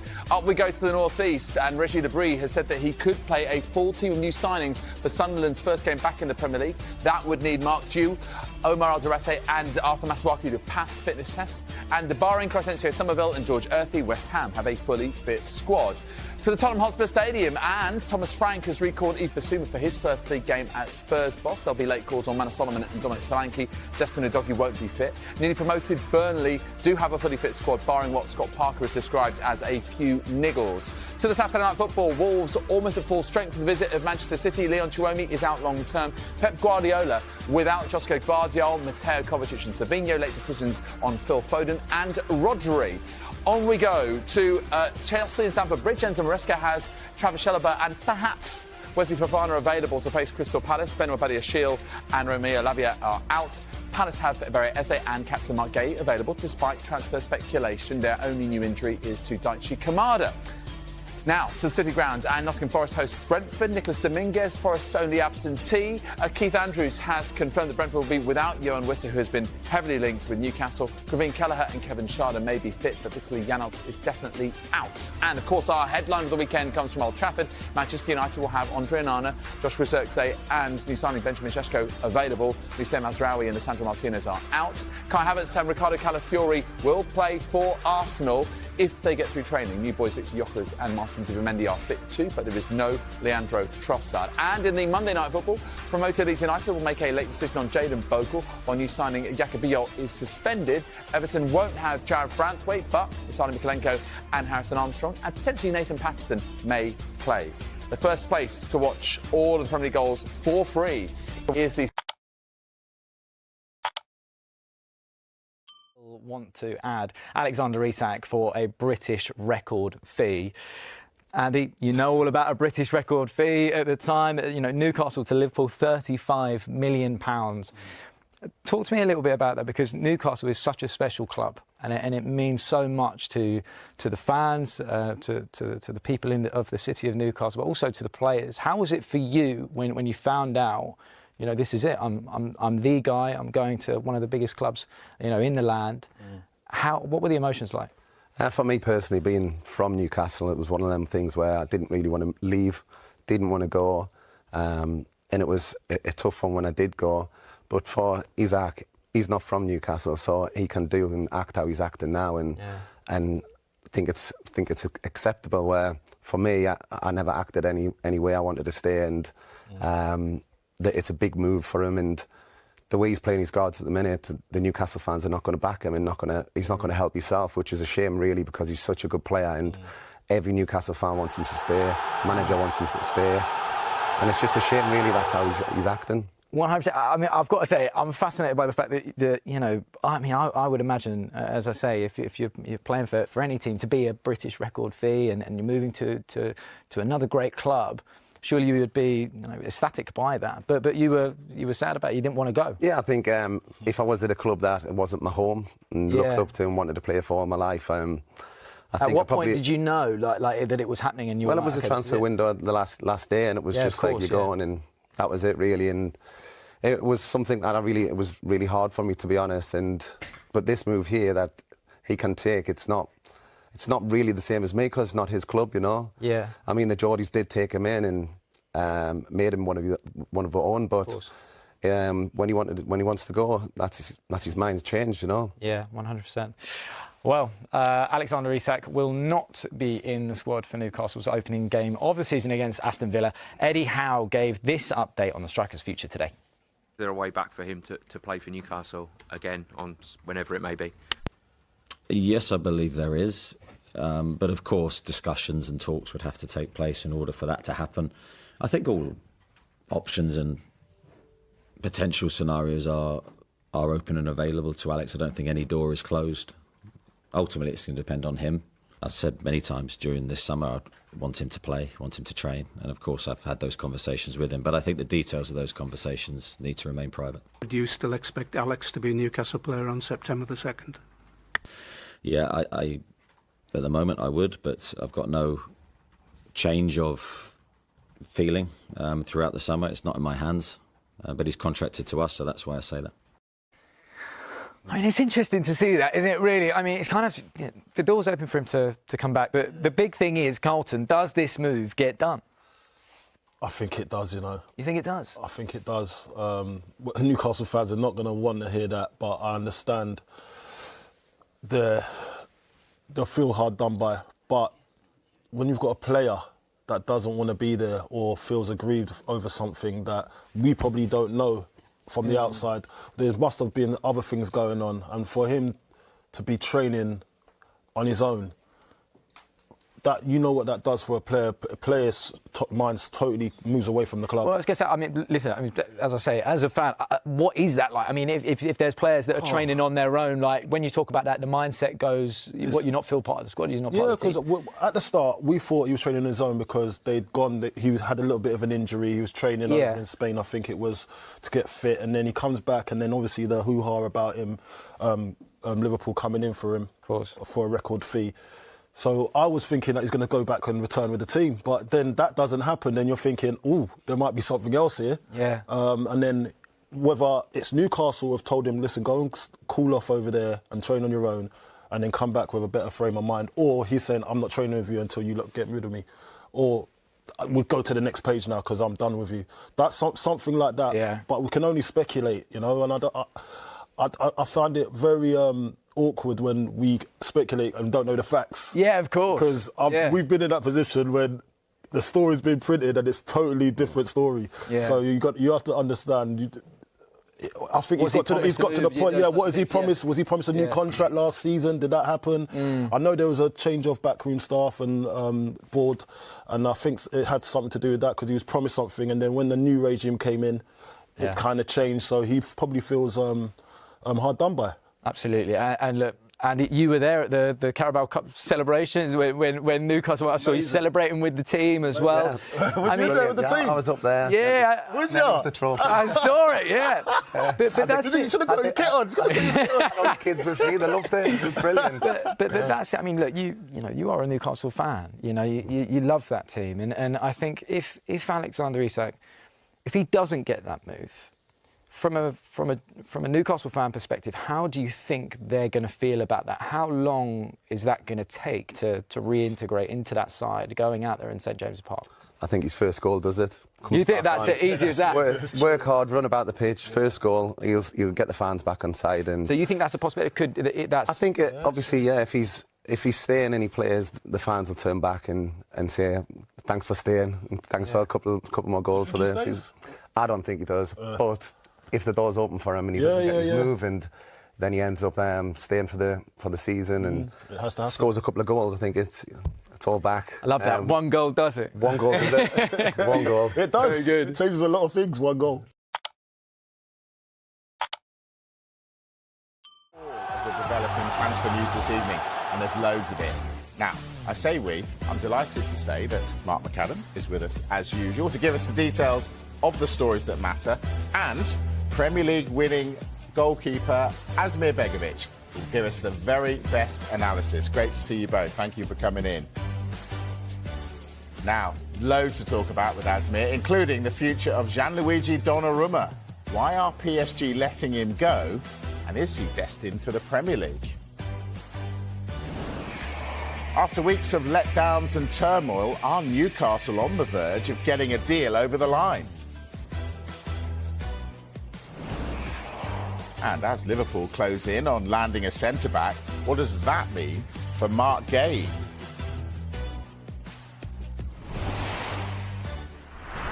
Yeah, loads to get into. So let's start with Asmir. Let's get him working straight away. Now a Leicester player. How did that come about?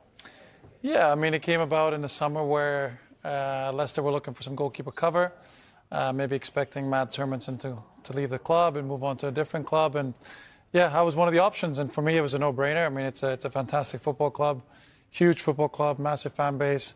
Yeah, and to be part of that for me was an easy decision. I know you've been in a lot of dressing rooms over your career, and you know what it takes to get over the line and win trophies. I know you've only been there a short period of time. Does it feel like there's a dressing room there with quality, with young exuberance, with experience, and the type of dressing room that could achieve something special and obviously get back to the Premier League?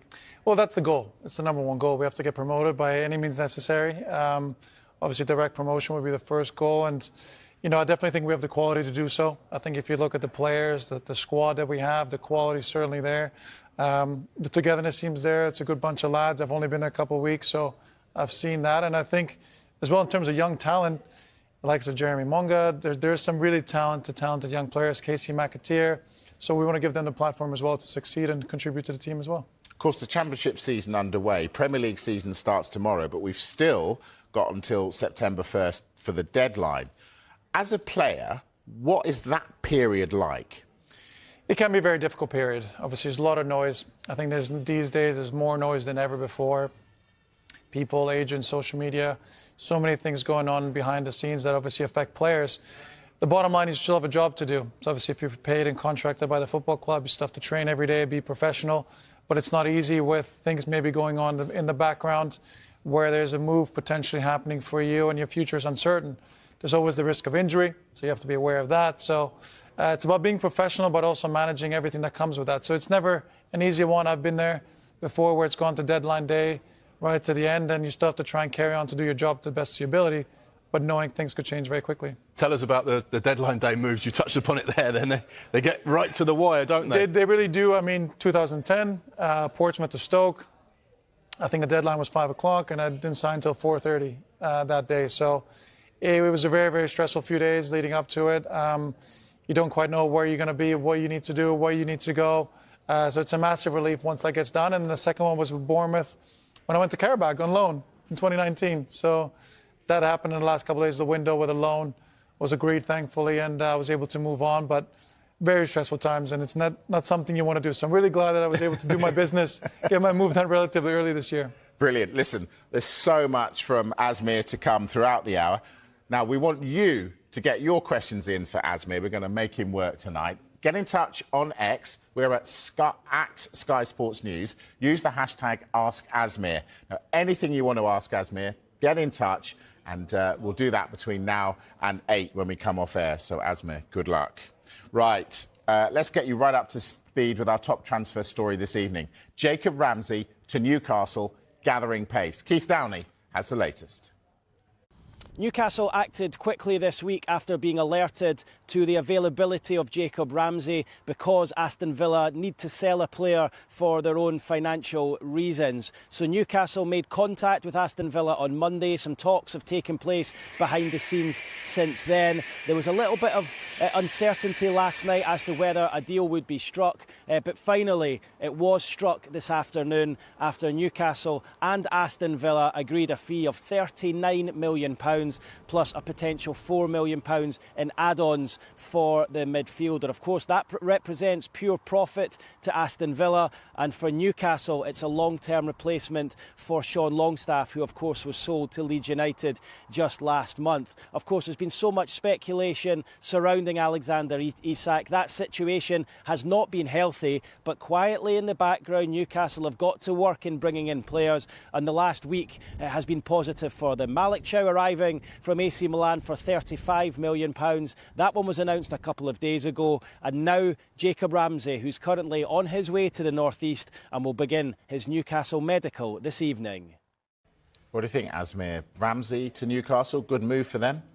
I think it's a good move, absolutely. I think they needed to beef up that midfield area of their squad going into big season, Champions League football, 4 competitions. So for them, I think it was an important one to do. I think Eddie Howe, as we all know, really loves talented youngsters, young players with a lot of talent he can develop and really mould into top players. So I think it fits them and ticks a lot of boxes. Mark, a lot of people have rubbished Newcastle's window. Is it as bad as been made out? I don't think so. We know that Newcastle United have a number of targets that they've missed out on.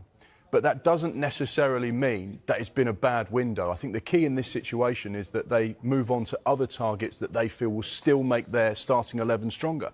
We know that Eddie Howe likes to recruit players by watching them over a long period of time. Most of the players that he's signed over the course of his Newcastle tenure, 3.5, 4 years now, have been players that he's been aware of for a number of years, like Anthony Gordon. He was watching him when he was a youngster at Everton. The same with Tino Livramento. They watched Bruno Guimaraes for a long period of time as well. Sandro Tonali, that was a deal that took a couple of years to get over the line because they were tracking him, they were keeping in contact with his representatives, and eventually they managed to get that deal completed. And Jacob Ramsey's another one. He's a player that wanted to go to Newcastle, unlike some of the other players that had their head turned by Manchester United. And that's why he's landing in the northeast tonight to undergo a medical after agreeing personal terms and the 2 clubs agreeing that fee. He wants to play for Eddie Howe. So straight away, when you look at the players they have signed, I actually think their starting 11 is stronger now. I know there's a big question mark over Alexander Isak, and we'll talk about that later on in the show, but I think there is a strong core group of players there that all want to develop and get better. I think they'll play in that philosophy that Eddie Howe is sort of so comfortable with, and I think this could be a really exciting season. I know the narrative is it's been a disastrous summer, but what you look at what they've done, I actually think they could be one of the teams to watch this season. OK, but Asmir, what's it like for a squad when all these players you know have been asked to come to your club and they don't want to come? What do the players who are there think? Yeah, I mean, I think the players usually tend to get on with it. I mean, they understand there's a business side. There's so many things they can't control. I mean, all of these transfer dealings are done between the hierarchy of football clubs and representatives. So I think as a squad, really, you try and block out that noise. You do hear some of it. It's inevitable these days. But I think you focus on the job in hand. And I think if you look at Newcastle's squad, they still have a top squad. They still have Alexander Isak, so he's still obviously part of that team. So they're still looking quite strong. And I think generally as a squad, you stay together and focus on the job in hand. Quick line on Villa then, Mark. So looks like Jacob Ramsey's out of the way. Have they got a replacement? Very possibly. We know that Aston Villa are one of those sides that have to be really careful with how much they spend this summer because of the UEFA FFP rules. And whilst I know this gets a little bit confusing, there are two sets of rules that Premier League clubs are working to.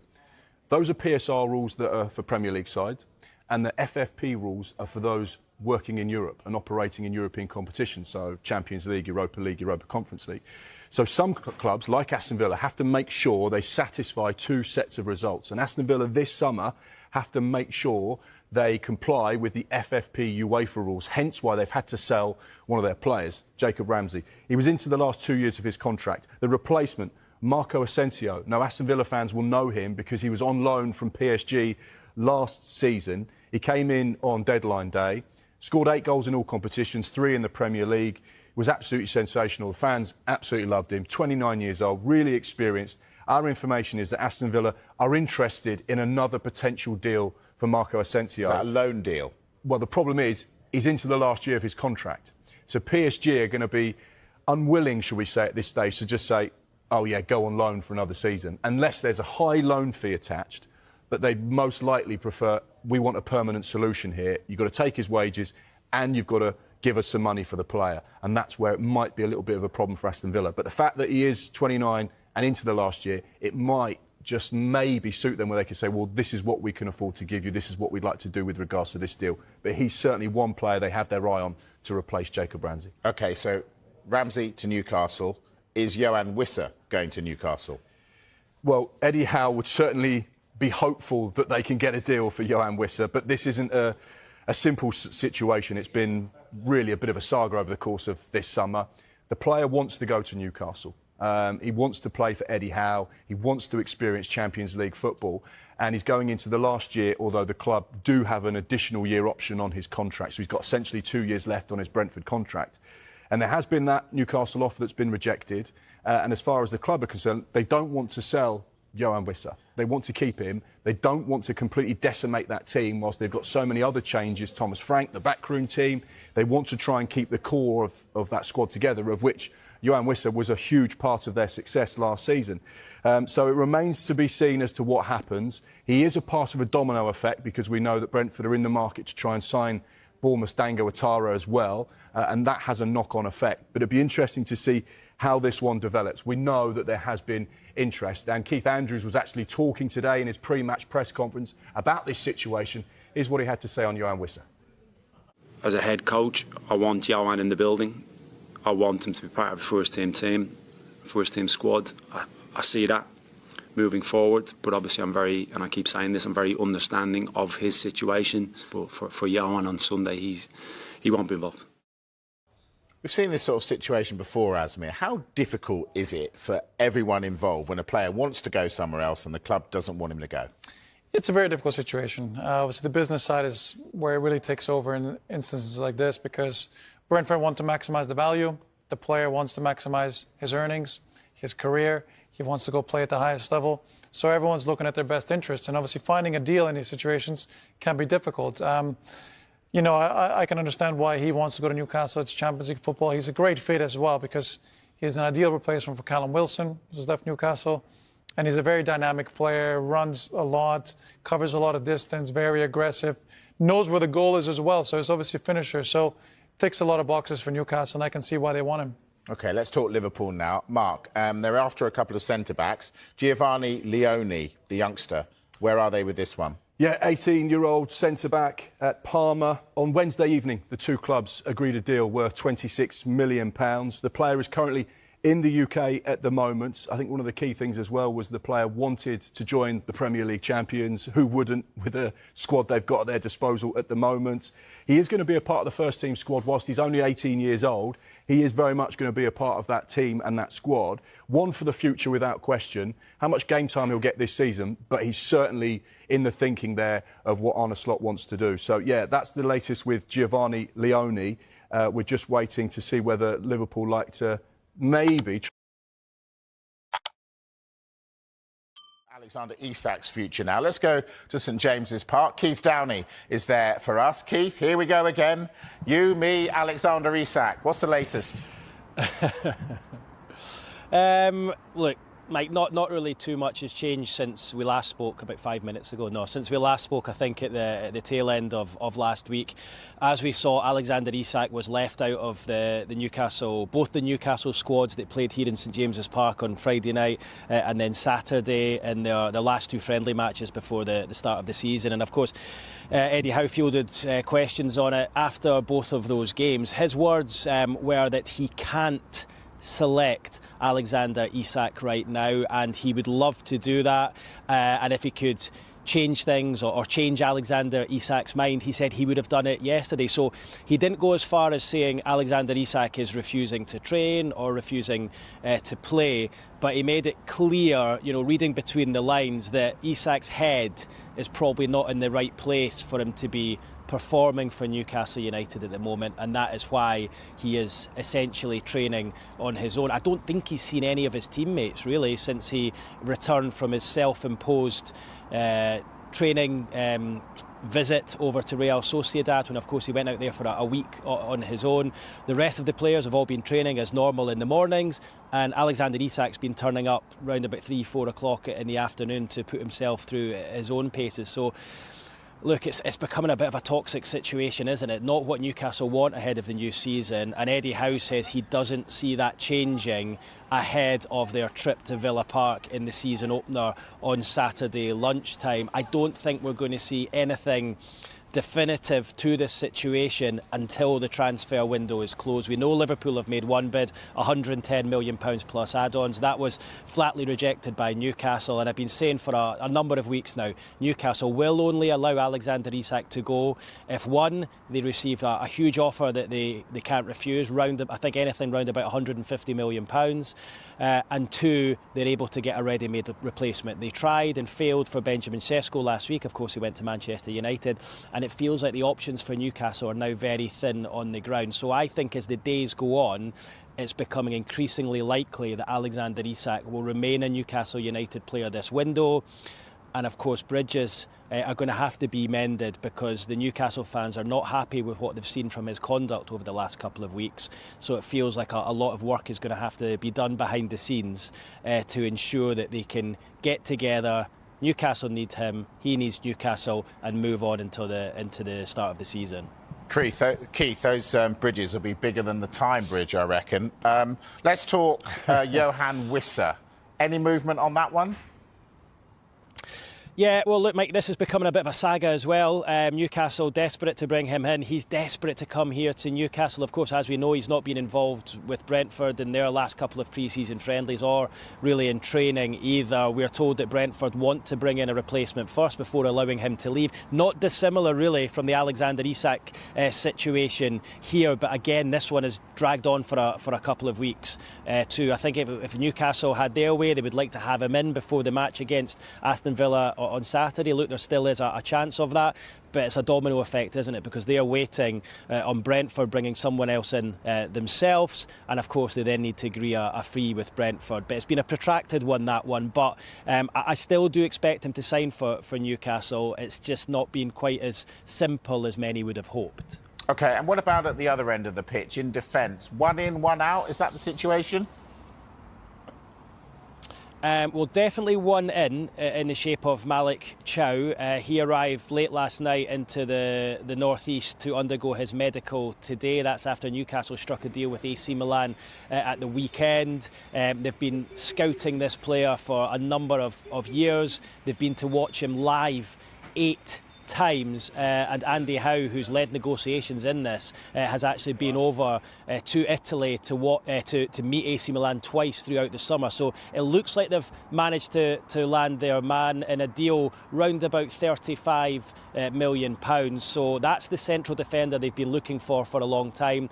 You asked me about one out. I think you're alluding there to Kieran Trippier. I'm not saying that he's going to leave, but my information is that AS Monaco are interested in the Newcastle right back and are hoping to explore a deal. Now, I don't think Newcastle will want to lose Kieran Trippier. He's a vital cog within the club. You know, he's one of the go-to players for Eddie Howe in terms of his leadership behind the scenes. And of course, remember, he was the first signing after the takeover, the PIF takeover back in October 2021, and he's helped attract a number of players to the squad. So Newcastle will not want to lose him because they're a little bit light at the back at the moment, but some definite interest there from AS Monaco in his services. Remember, he's only got 1 year left on his Newcastle United contract. Yes, this morning, where do you think they'll finish? Top half. Top half. They've got to improve. Obviously, they've got to improve on what happened last year, but I think that they'll be in the top half. And you've got to give the other teams credit, right? The teams that have qualified for the European competitions. Yes, they've got to adapt to the more games being in there, but Man United have really got to step up their game to get into them places. So for me, I'm just going to say top half. So obviously it's progress because they finished a lot lower than that last season, but is that enough progress for a club like Manchester United? That's not enough. And like I said, look at the signings they've got and their new forward line, etc. With Sesko down the middle and Buemo and Matheus Cunha. But like I said, for me, there's way more pressure at Manchester United. And Buemo was brilliant at Brentford. There's no getting away from that. Matheus Cunha was brilliant at Wolves. There's no getting away from that. But Manchester United, there's so much more pressure. They are worldwide known everywhere. And if you don't perform 1 or 2 times, that's it, fans on your back. They need instant performances, especially after what happened last year, and especially this is why they've been brought into the football club. Well, this is Sky Sports Fan Club. Let's bring in a Manchester United fan now, and that is Adam Stott. Adam, you've just heard Charlie Austin say that he expects Manchester United to finish top half and no better than that. What do you think? Come on, Charlie, mate. They're better than that. Them signings are going to take us right into the top 4, but... Is that what is the minimum requirement? Because you are smiling there, but I'd imagine that's your aim. But what's the minimum requirement? Basically, I looked at Nottingham Forest last season. If they can go from relegation to challenging for the top 4 without European football, and I think no European football for Manchester United is where we have the advantage this season, because no distractions, no travelling. Obviously, Ruben's got a bit more time to work with the players, work with the system. I think that's one thing that everybody's forgetting about this season. No European football for Manchester United is unheard of. So full concentration, full preparation for the Premier League. That has to be paramount this season. And I think if you aim for top 4, you just miss out, you might scrape the Europa League. And I think that's probably where I'm at right now with the signings that we've made. If, like the rumours are talking about, there is a couple more to come in, then United have to be challenging for top 4. It's like Charlie just said then, this is a massive football club and the expectations are huge. If you don't aim high, you're never going to make it there anyway. And I think the preparation for this season, the way that the culture has changed behind the scenes and the work going on there at Carrington right now, and the whole change-up and the whole setup at United is probably what's going to be the difference this season. It's, you could say, probably one of them do-or-die seasons for United right now, because after this and the investment and everything that's changed, it's hard to see how we could move forward past it. Well, Charlie, the front 3 is what everyone's talking about with Manchester United at the moment. Sesko, Cunha and Buemo. As a front 3, where do they rank? It looks solid and flat across the board, but like I said before, that it's the pressures of Manchester United that come with it. It's all right performing for Brentford and for Wolves respectfully, but Manchester United are a massive club and they have to do it week in, week out. So are they a top 4 front line? I'm going to say no. So, Adam, I don't agree with you there. But what I do pick up on, Tom, is quite nice where a Manchester United fan is now looking at it saying, look how well Nottingham Forest done. last year without having a European football, from relegation to getting into Europe. Well, isn't that refreshing to hear Man United being compared to Nottingham Forest? I thought that that brought a smile to my face, that did, Adam. Adam, I think he might be taking the mick out of you there, but I'll give you a bit of an argument back on him with that front three when Charlie talks about how they come from Wolves and Brentford. I mean, Michael Carrick and Rio Ferdinand, they didn't come from Real Madrid or Barcelona, and look at how they worked out. Yeah, well, to be honest, to go back at Charlie again there, in a way, I think there is a lot of the Manchester United fan base that are looking at this with more of a realistic head on it as well right now. Like, you can't ignore the league. The league tells you everything. We finished 15th. Nobody's kidding themselves at the club right now. We've been a disaster. I don't think we've scored more than 70 goals in a Premier League season for the last 4 seasons. I mean, when Charlie was in the Premier League, you know that Manchester United had awesome strike forces. We were scoring goals aplenty. That alone tells you exactly what the problem was. And for the first time this transfer window, United have gone in with a plan. They've seen exactly where United are failing. Yes, we need a goalkeeper, we need a midfielder, but goals have dried up for United. They've gone in and bought 3 players there. Proven players in Cunha and in Mbeumo, which we haven't done at all realistically in the last 10 years. We've been buying players, testing them from overseas. And like Charlie said, it is a big job coming to Manchester United, but I think if you look into the detail of Manchester United's window and how they've approached it this season, it's looking into the characteristics, the characters of the players. You're looking at Cunha there, leadership, and Mbeumo leadership. Sesko is the up-and-coming player. Now, you would have thought it's a similar scenario to Rasmus Højlund last year. He's actually younger than Rasmus Højlund, but another young striker coming in with no Premier League experience. I think with Mbeumo, with Bruno Fernandes, with Cunha, that experience of goal scorers of the Premier League will help Sesko take the pressure off him a little bit more. I think that's United's plan in this. But I think all Manchester United fans, that strike force there, know that only works if you've got the backbone to the team. And that midfield is probably where Manchester United fans are looking at now and saying, that's where the next bit of investment needs to come, because we have been overrunning midfield in this Ruben Amorim system. And if he's going to trust in Bruno, who's coming from that 10 role, to move back into the 8 because he just bought 2 new 10s in Mbeumo and Cunha, then someone needs to play next to Bruno, who is the master of that trade in the middle. And that's, I think, where obviously the Carlos Baleba story has come out, and then rumours about signing from Brighton. And again, like Charlie said, Manchester United buying Brighton players. That's our competition now. It's accepting where you are and knowing you have to build from scratch again at United. And it's hard to take because, like Charlie said, it's a big club. But that's the reality right now. And this one chance without European football this season is probably what United need to take advantage of.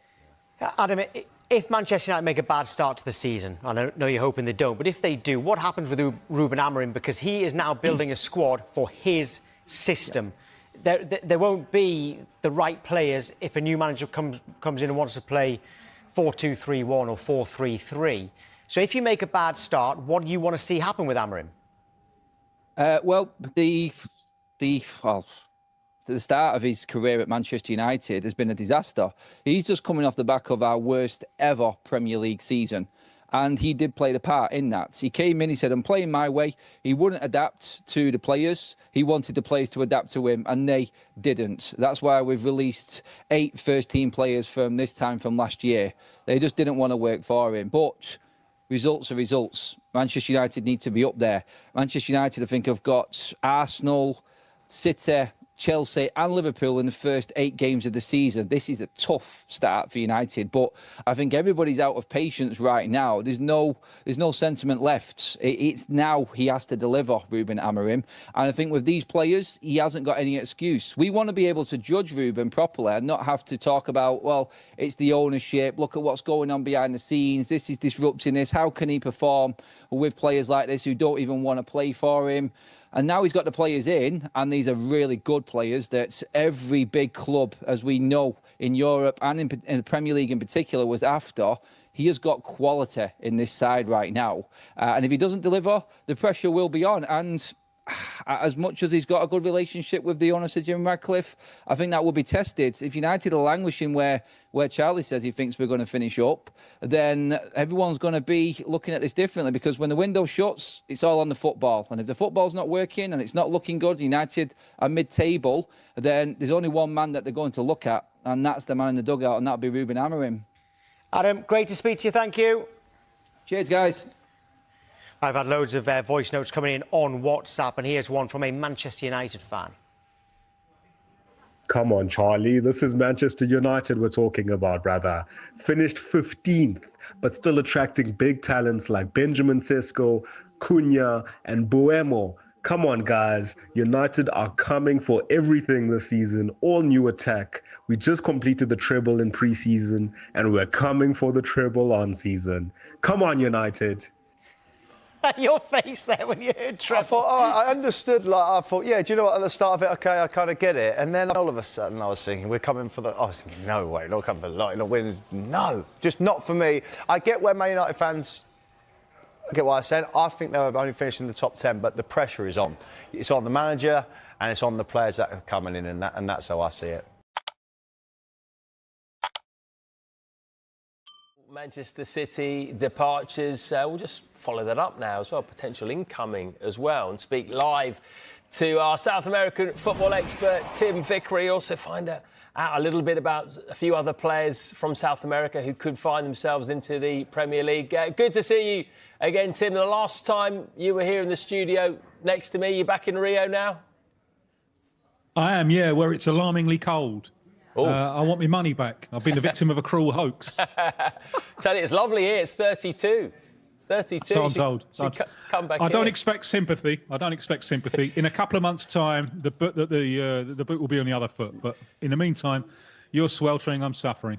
Don't worry, you will get absolutely no sympathy in this studio from me and James. Let's start with a man who's used to sunnier climes, just like you, Rodrigo. Now, he's been linked before with Arsenal, but recently he's been linked with Manchester City. Could you see him going to the Etihad? Oh, it's intriguing, isn't it? On the one hand, and surely its interest from City is a confession that they've made mistakes letting players like Julian Alvarez and Cole Palmer go. But Rodrigo from Real Madrid, we talked today on the 12th of August, and you think, no, it can't happen. But let's fast forward to the 24th of August. Real Madrid will have played 2 games. Where has he been able to fit in to Xabi Alonso's new Real Madrid? The evidence from the Club World Cup for him wasn't particularly impressive. I think the only game he started wide right, and he really doesn't want to play there. Always remember what Jude Bellingham said about him last year, that he's probably the most talented player in the Real Madrid squad and the one who has to sacrifice himself most for the team. And perhaps the entry of Kylian Mbappe has just unbalanced things a little bit, and Rodrigo has been the one who's had to sacrifice. So, if we fast forward a couple of weeks and Rodrigo feels himself not as important at Real Madrid as he'd like to be, there are very, very few clubs he could go to that wouldn't be a significant step down. Man City, I think, wouldn't be a significant step down. And so, well, let's monitor this space. As of today, perhaps unlikely. Fast forward to the 24th, 25th of August, possible. And it could be a kind of last-minute transfer window saga going on there. It would be a fascinating move, that, wouldn't it? But we also know that Pep Guardiola likes a smaller squad, so there will be some outgoings too. And this is interesting because Savinho is wanted by Spurs. In fact, they've been having talks with him, even though Man City don't really want him to leave. But would you be surprised that he could leave so early into his City career? Yeah, I think it is. It would be a surprise. He didn't have a bad debut season with City, but he didn't have the impact that many were expecting, and perhaps not the impact that he himself was expecting. I don't really think that's so much his fault. I think that's City, that little collapse they had after Rodri got injured. But what's crucial here is the timing. Remember, we're on the countdown now to the World Cup. And Savinho was beginning to establish himself in the Brazil team. He played 6 World Cup qualifiers in a row, either starting or off the bench. And then in came Carlo Ancelotti. Now, Ancelotti's first squad for qualifiers in early June, Savinho wasn't even in it. Now, that I'm sure that has set off alarm bells. So I'm sure in his mind, there must be a temptation Well, if I go to a club that gives me Champions League football where I can be more important than City, perhaps I can shine, catch Ancelotti's eye and attention and get myself back in international contention in time for the World Cup.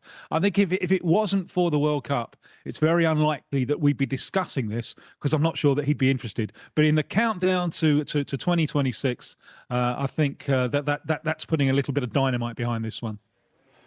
OK, let's talk about a player who we expect to be on his way to Sunderland. Well, he's already in the northeast, actually, but expect this to be confirmed soon. And that is Omar Alderete, who's been signed from Getafe. What can fans expect from him? Is he a bit of a Paraguayan hard man? Well, he's got that, yes. I mean, the legendary resilience of Paraguayan defending. And he's part of a national team who have done remarkably well. It's one defeat in 10 since the new coach came in, and they're on the verge of qualifying for the World Cup, which didn't look likely at all just over a year ago. What he offers, I think, is that kind of resilient and aggressive defending, but also a left foot. He can play on his best position, I think, is a left-sided centre-back. But he can also play at left back. And he gives you the option of playing out from the back, opening up the field with his left-footed passing, because he's got quite a sweet left foot on him. Battle-hardened. This isn't a kid. You're not taking a flyer on him. This is someone who's been around, from Paraguay to Argentina and Germany, and then more recently a few seasons in Spain. From the newly promoted club, you really want someone like that, I think, coming in. Someone battle-hardened with a little bit of quality as well. All right, great stuff. Let's finish with a player who's not in the Premier League now, but could be in the future, because Chelsea are considering a move for the Bayer Leverkusen and Ecuador defender Piero Hincapié. That's according to some reports that we've seen. Chelsea in need of some defensive cover, particularly with Levi Colwill possibly out for even the season, but at least for a large part of it. Hincapié, part of a very good Leverkusen side, in fact, part of an invincible side. So could he be the answer to Chelsea's defensive issues? I think he certainly could. You mentioned Leverkusen, but also Ecuador. Ecuador and their defensive unit, they've qualified for the World Cup.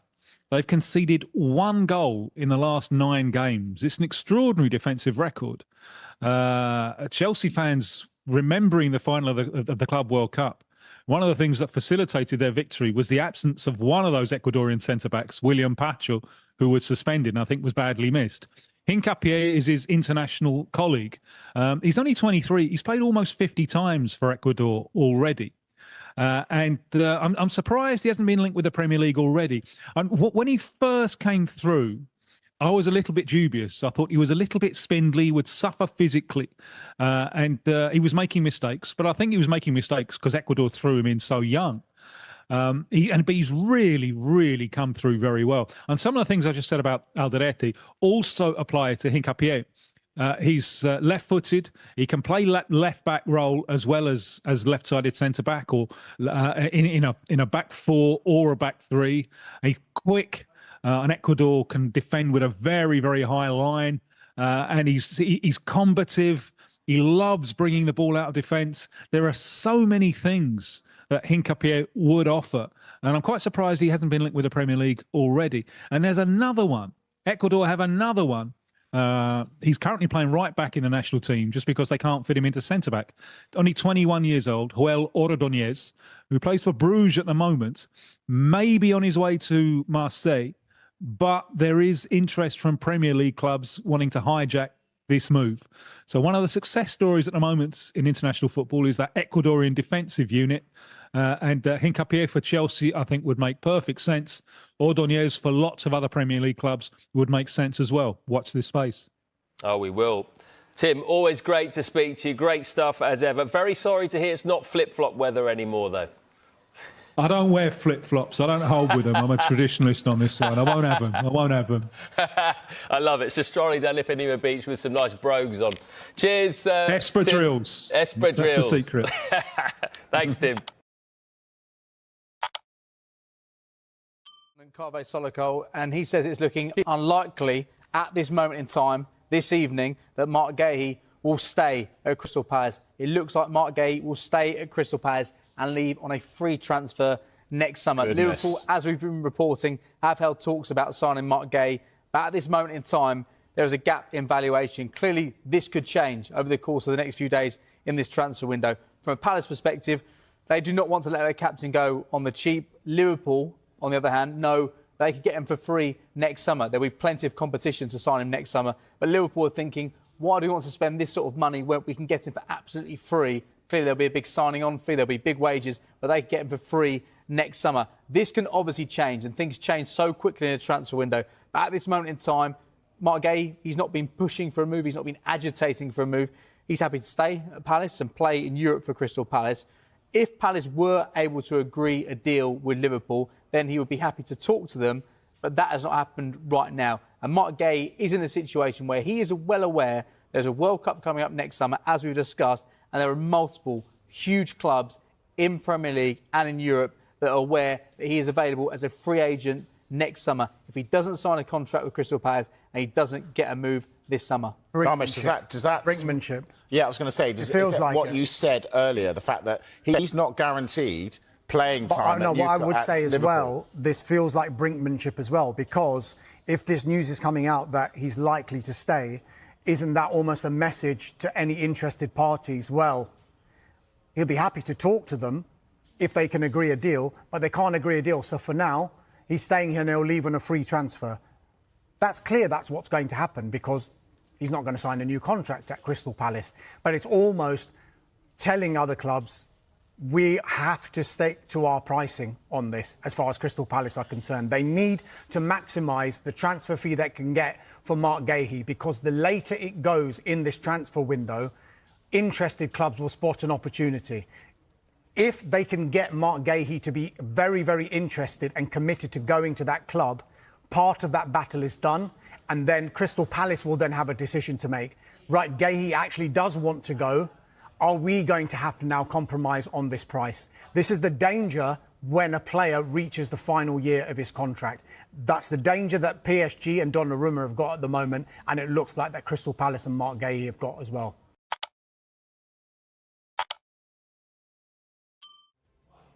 Well, we start with some stinging criticism from Marcus Rashford, who says Manchester United have been in no man's land and a club that keeps changing direction can't expect to win the league. Now, Rashford, who has joined Barcelona on loan in a move that could become permanent, suggested that title glory may still be some way off for the club after saying they still haven't even started a process of transition yet. He was speaking to the Rest is Football podcast. This is what Rashford said. At times, I feel United have just been hungry to win, so we'll always try to adapt, sign players who fit this system. But it's reactionary. If your direction is always changing, you can't expect to win the league.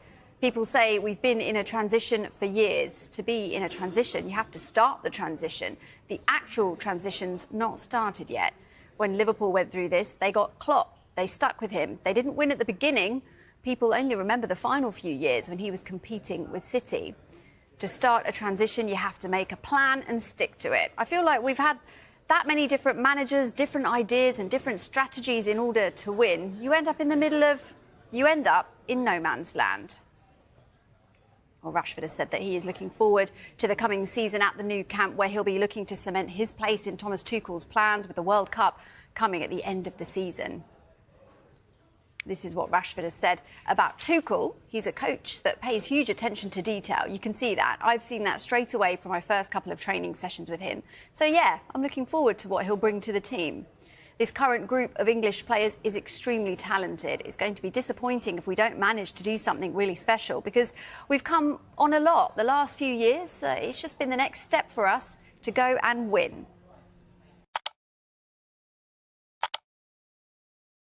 Are in talks with Crystal Palace over the signing of Mark Gahey and believe the defender wants to join them. We understand Liverpool have open talks with Palace for the England international. Palace value Gahey at £40 million, but Liverpool will not overpay. That's because he has entered the final year of his contract. Right, Tim, everybody seems to have been saying that Liverpool need a centre-back, and Gahey is the obvious name that stands out. So what do you think of this potential move? think you said it at the end there when you said he's got 1 year left of his contract. I think it's inevitable now, especially with less revenue because they're not in Europa League. It was very unfortunate. A technicality was knocked him out of that. At Palace, I just think it's going to be a problem for them to keep hold of him now. I think Mark will. He's obviously been very professional about it. He's kept very quiet. If a team like Liverpool, we know what it's like with Alexander Isak, they've turned his head, the champions of the Premier League, looks very promising for the future of that football club. To have an opportunity to be able to join them, I think it's a very attractive proposition for someone like Mark Gay, and I can see it happening, I really could. It doesn't seem like there's anyone else in at this stage. Is that purely because it's Liverpool and they think, well, we probably can't compete with them right now because they're the champions? Possibly. I think you've seen it, especially with Newcastle this window, that, there's nothing worse than going for a player and then getting knocked back. So you like to get all your eggs in a row as an agent and as a player, and certainly as a club. If you're going to go for an individual, you want to make sure you're going to be able to get him. Otherwise, it looks like you get egg on your face in the end. And I think Liverpool are the bully boys at the moment, because they've done so well with Arne Slot last season. They are the champions. And it is probably the most attractive move in the Premier League this season. Remember that on this show you can send in voice notes giving us your opinions. And Joe has sent one in this morning. He thinks that Liverpool need to sign both Guéhi and Alexander Isak, he said.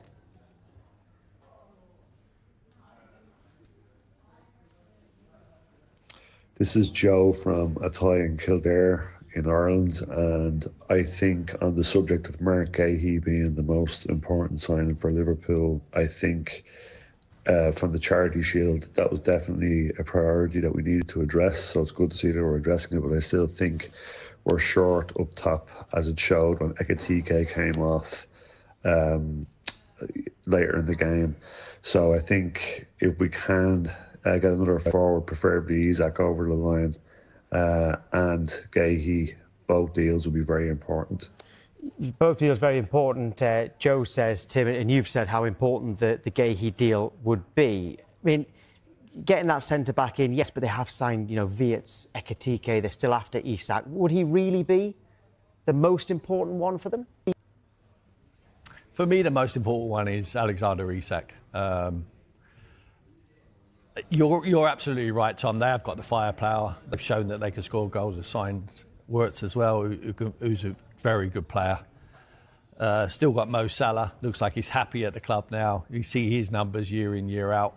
But I just feel, if you were to ask Pep Guardiola and Mikel Arteta, who I think are going to be the two managers who get closest to Liverpool this season, which player they don't want to see join Liverpool Football Club, I think the one name would be Isak. He's a superstar. He's already rehearsed. We already know what he can do in a decent team in Newcastle. I just think he is the player that the whole neutral footballing world does not want to see go to Liverpool Football Club, because if they do, they're going to be a serious proposition on all fronts. Well, we're going to get the Newcastle side of the Isak deal a little bit later on, but on Guéhi, it's also quite a frightening prospect for other clubs to see him linking up with Virgil van Dijk at centre-back, wouldn't it? Oh, it'd be great. I mean, he's a good player. We know he's a good player, and he seems like he's stayed very quiet. He knows he's holding all the cards. Whether it happens now or whether it happens next year on a free transfer, there'll be a queue round the corner for Mark Guéhi next season. He can take his pick, but normally you wait. If the pick's not there, if he's not out there for you, then you wait as a player. But if he's, like I said, how attractive the move is to Liverpool, if they're there now. And they're willing to pay the price, I think Steve Parish and Crystal Palace would wish him well and move him on his way, and it would be a fantastic signing for Liverpool Football Club. Yeah, it seems like it would be a good signing for Liverpool. Now, Sky are partnering with Finalysis, an app where passionate fans known as Fanlists share their opinions on their club. And today we're joined by Liverpool fanalist Abigail Rudkin. Good morning to you, Abigail. Great to see you. Right, first of all, on Guéhi, how good a signing would that be? I think it'd be a brilliant signing. I think, to be honest, we've seen gaps in the defence in this pre-season. I don't know if it comes down to Van Dijk's been ill. He took a bit of time out being unwell. You know, there's things like that. There's obviously things around Konaté's contract. So I think there's stuff around that that's sort of circulating around the defence, and if we could get another centre-back in, I think it'd be really, really good. I'm not saying it's the most important thing, because obviously up front I feel as though Ekitike has been very, very important to get in when we've moved on Diaz, you know, we've moved on Nunes, and sadly we lost Jota. So we're in a situation now where probably we need another forward, which if you can get Alexander Isak, that's amazing. But if you can get Gay at the back and you can sort of start to let him learn from Virgil van Dijk, you know, learn from Konaté. And I don't think he's going to start straight away. I wouldn't say he's better than Virgil van Dijk or better than Konaté, but Liverpool have got to start planning ahead now. If Konaté decides he doesn't want to sign a deal, Arne Slot needs to start thinking about the future of Liverpool. So I think maybe you do put Gay in then, once he's learnt the ropes at Liverpool quite quick. I mean, he's a captain. Liverpool like to have captains in their side. You can just tell from the leaders that we've got in the team. So it feels like a strong one to bring in. It does, especially when he's just won silverware. Abigail, it sounds like you would originally be seeing him potentially as a squad player, but surely he wouldn't sign as a squad player given that he's got a World Cup coming up next year. Yeah, I don't think he'd want to. I think that's something that he needs to keep in mind. I've seen a lot of Crystal Palace fans coming forward and saying if he wants to be in that World Cup squad, he probably will start every game at Palace, and that's really important. But I think when it comes to Liverpool, you don't just get a place in the first team straight away. I think he's sort of got to earn that, and he is. Obviously, he's a brilliant quality player, but when you've got Konaté and Van Dijk together in that pairing and you're going for another league title, I understand there is time for transition there and time to learn, but for me, it just feels as though you can't change too much. Liverpool are in a situation now where it feels like there's lots of change. Lots of players have moved on, and it's starting to feel very, very, very different. And I don't know if I'd be willing to just straight away be like, OK, well, swap Konaté out there then and, you know, make those changes. So I think it'd be a steady transition. Even Alexander Isak, to be honest. I mean, a lot of people are saying he goes straight in. I'm not 100% convinced that he goes straight in if we sign them before the league starts. I think that maybe you do give Ekitike that chance. So I don't know. It's one of those things that we'll have to see. I know a lot of people will disagree with me on the Isak thing. I've got a feeling Tim might actually. Tim, if he's going to cost up to £150 million, would he go straight in for you? I think he goes straight in because he hasn't got to get used to the Premier League. He's already got used to that. We know he's a prolific goal scorer in a team which wasn't as good as Liverpool, where he's going to get so much firepower and service in and around him. I'd just like to ask Abigail, if you had one choice, Abigail, who are you taking? Are you going to take in Guy? You can only have one. It looks like you don't want either of them, by the sounds of it. But if you could have Isak or Guy, who are you taking right now? I mean, that's a bit of nonsense because I want them all. I want both of them. If I could have all of them, I'd be very happy. I think if you'd have asked me a week ago, I'd have definitely have said Isak because I've had my heart set on him for a very, very long time now. I think if you'd have asked any Liverpool fan at the start of the season last year, who do you want to see come in eventually at Liverpool, you'd have said Isak.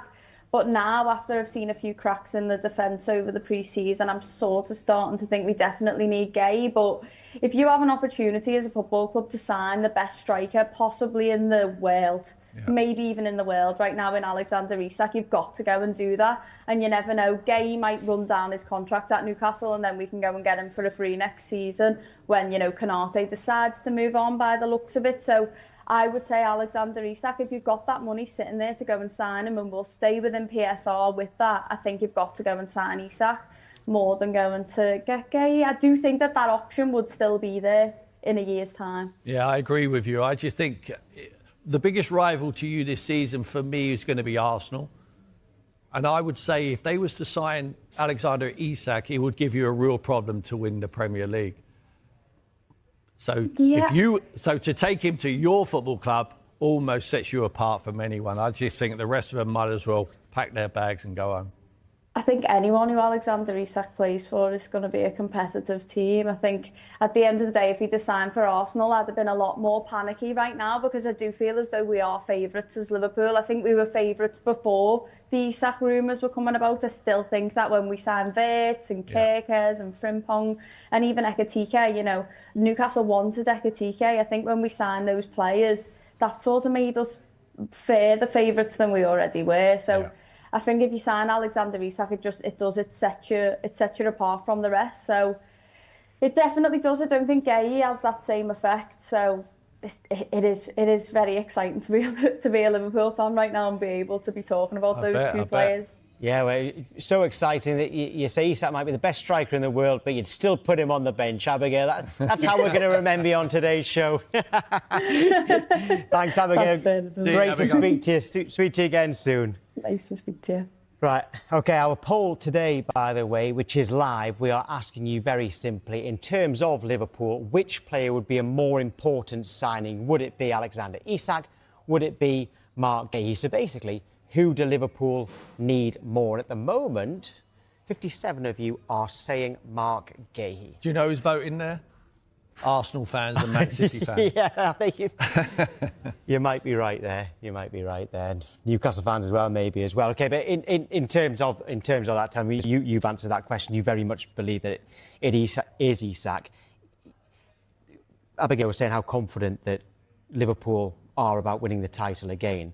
If you had Isak and Guéhi, can anyone touch them? I know you've just said Arsenal there, but would you still say there's going to be a gap? Yeah, if you was to ask me now to put my head on the line, I would say that Liverpool, Abigail's quite right, they'll be favourites before the start of the season because they've done it, they've got quality players, and they've added some real talent as well.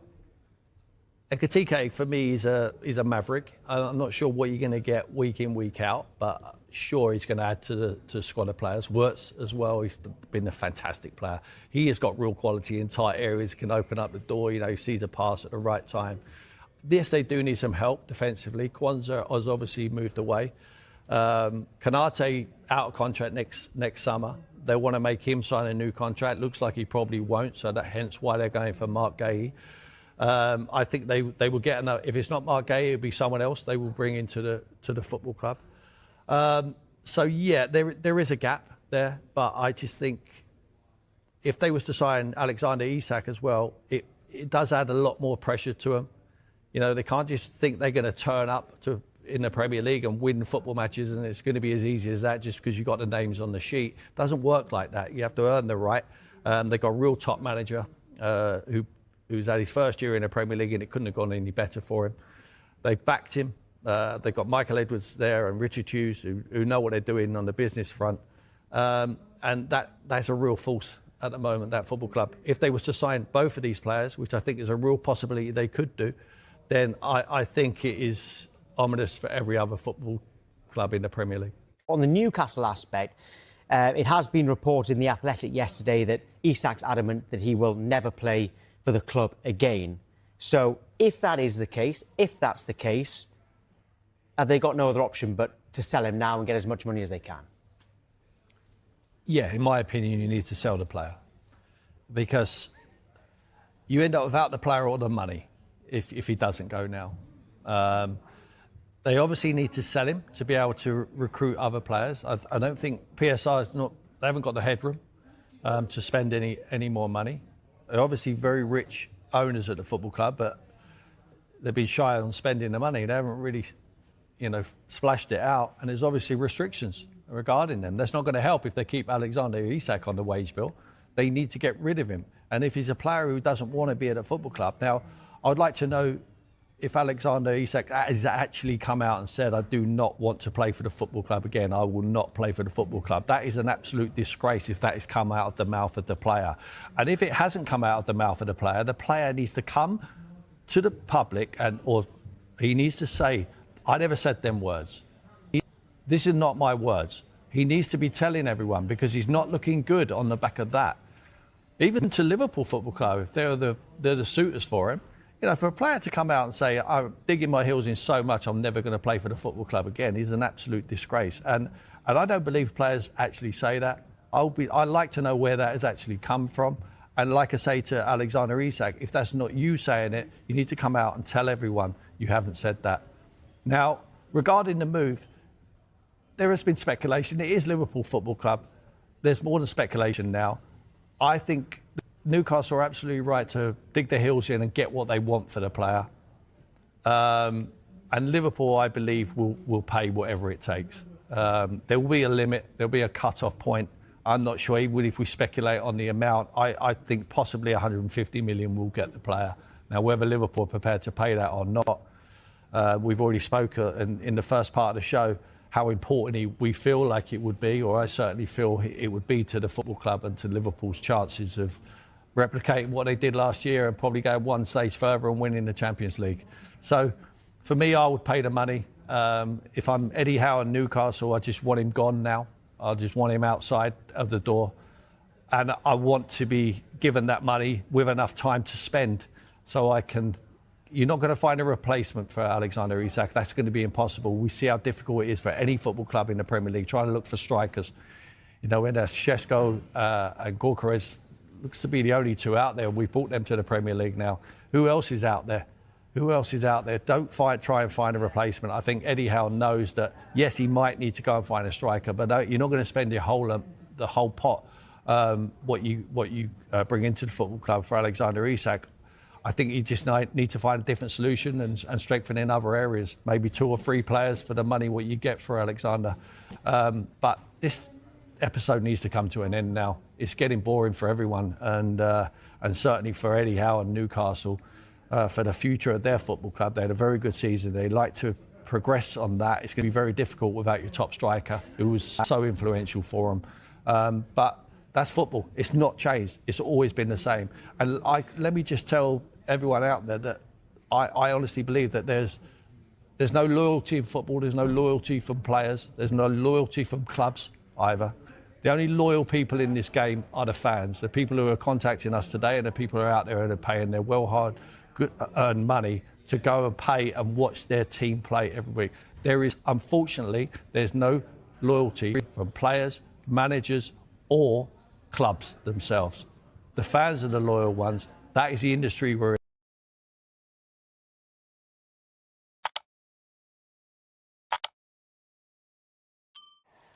Yeah, some interesting news reaching us regarding Jadon Sancho because AS Roma have made a permanent bid for the Manchester United forward. Remember, we spoke about him with Kave Solokol yesterday, saying that Besiktas had taken them to his hearts. The fans had taken over his Instagram, basically, 5.3 million people telling him they wanted him there.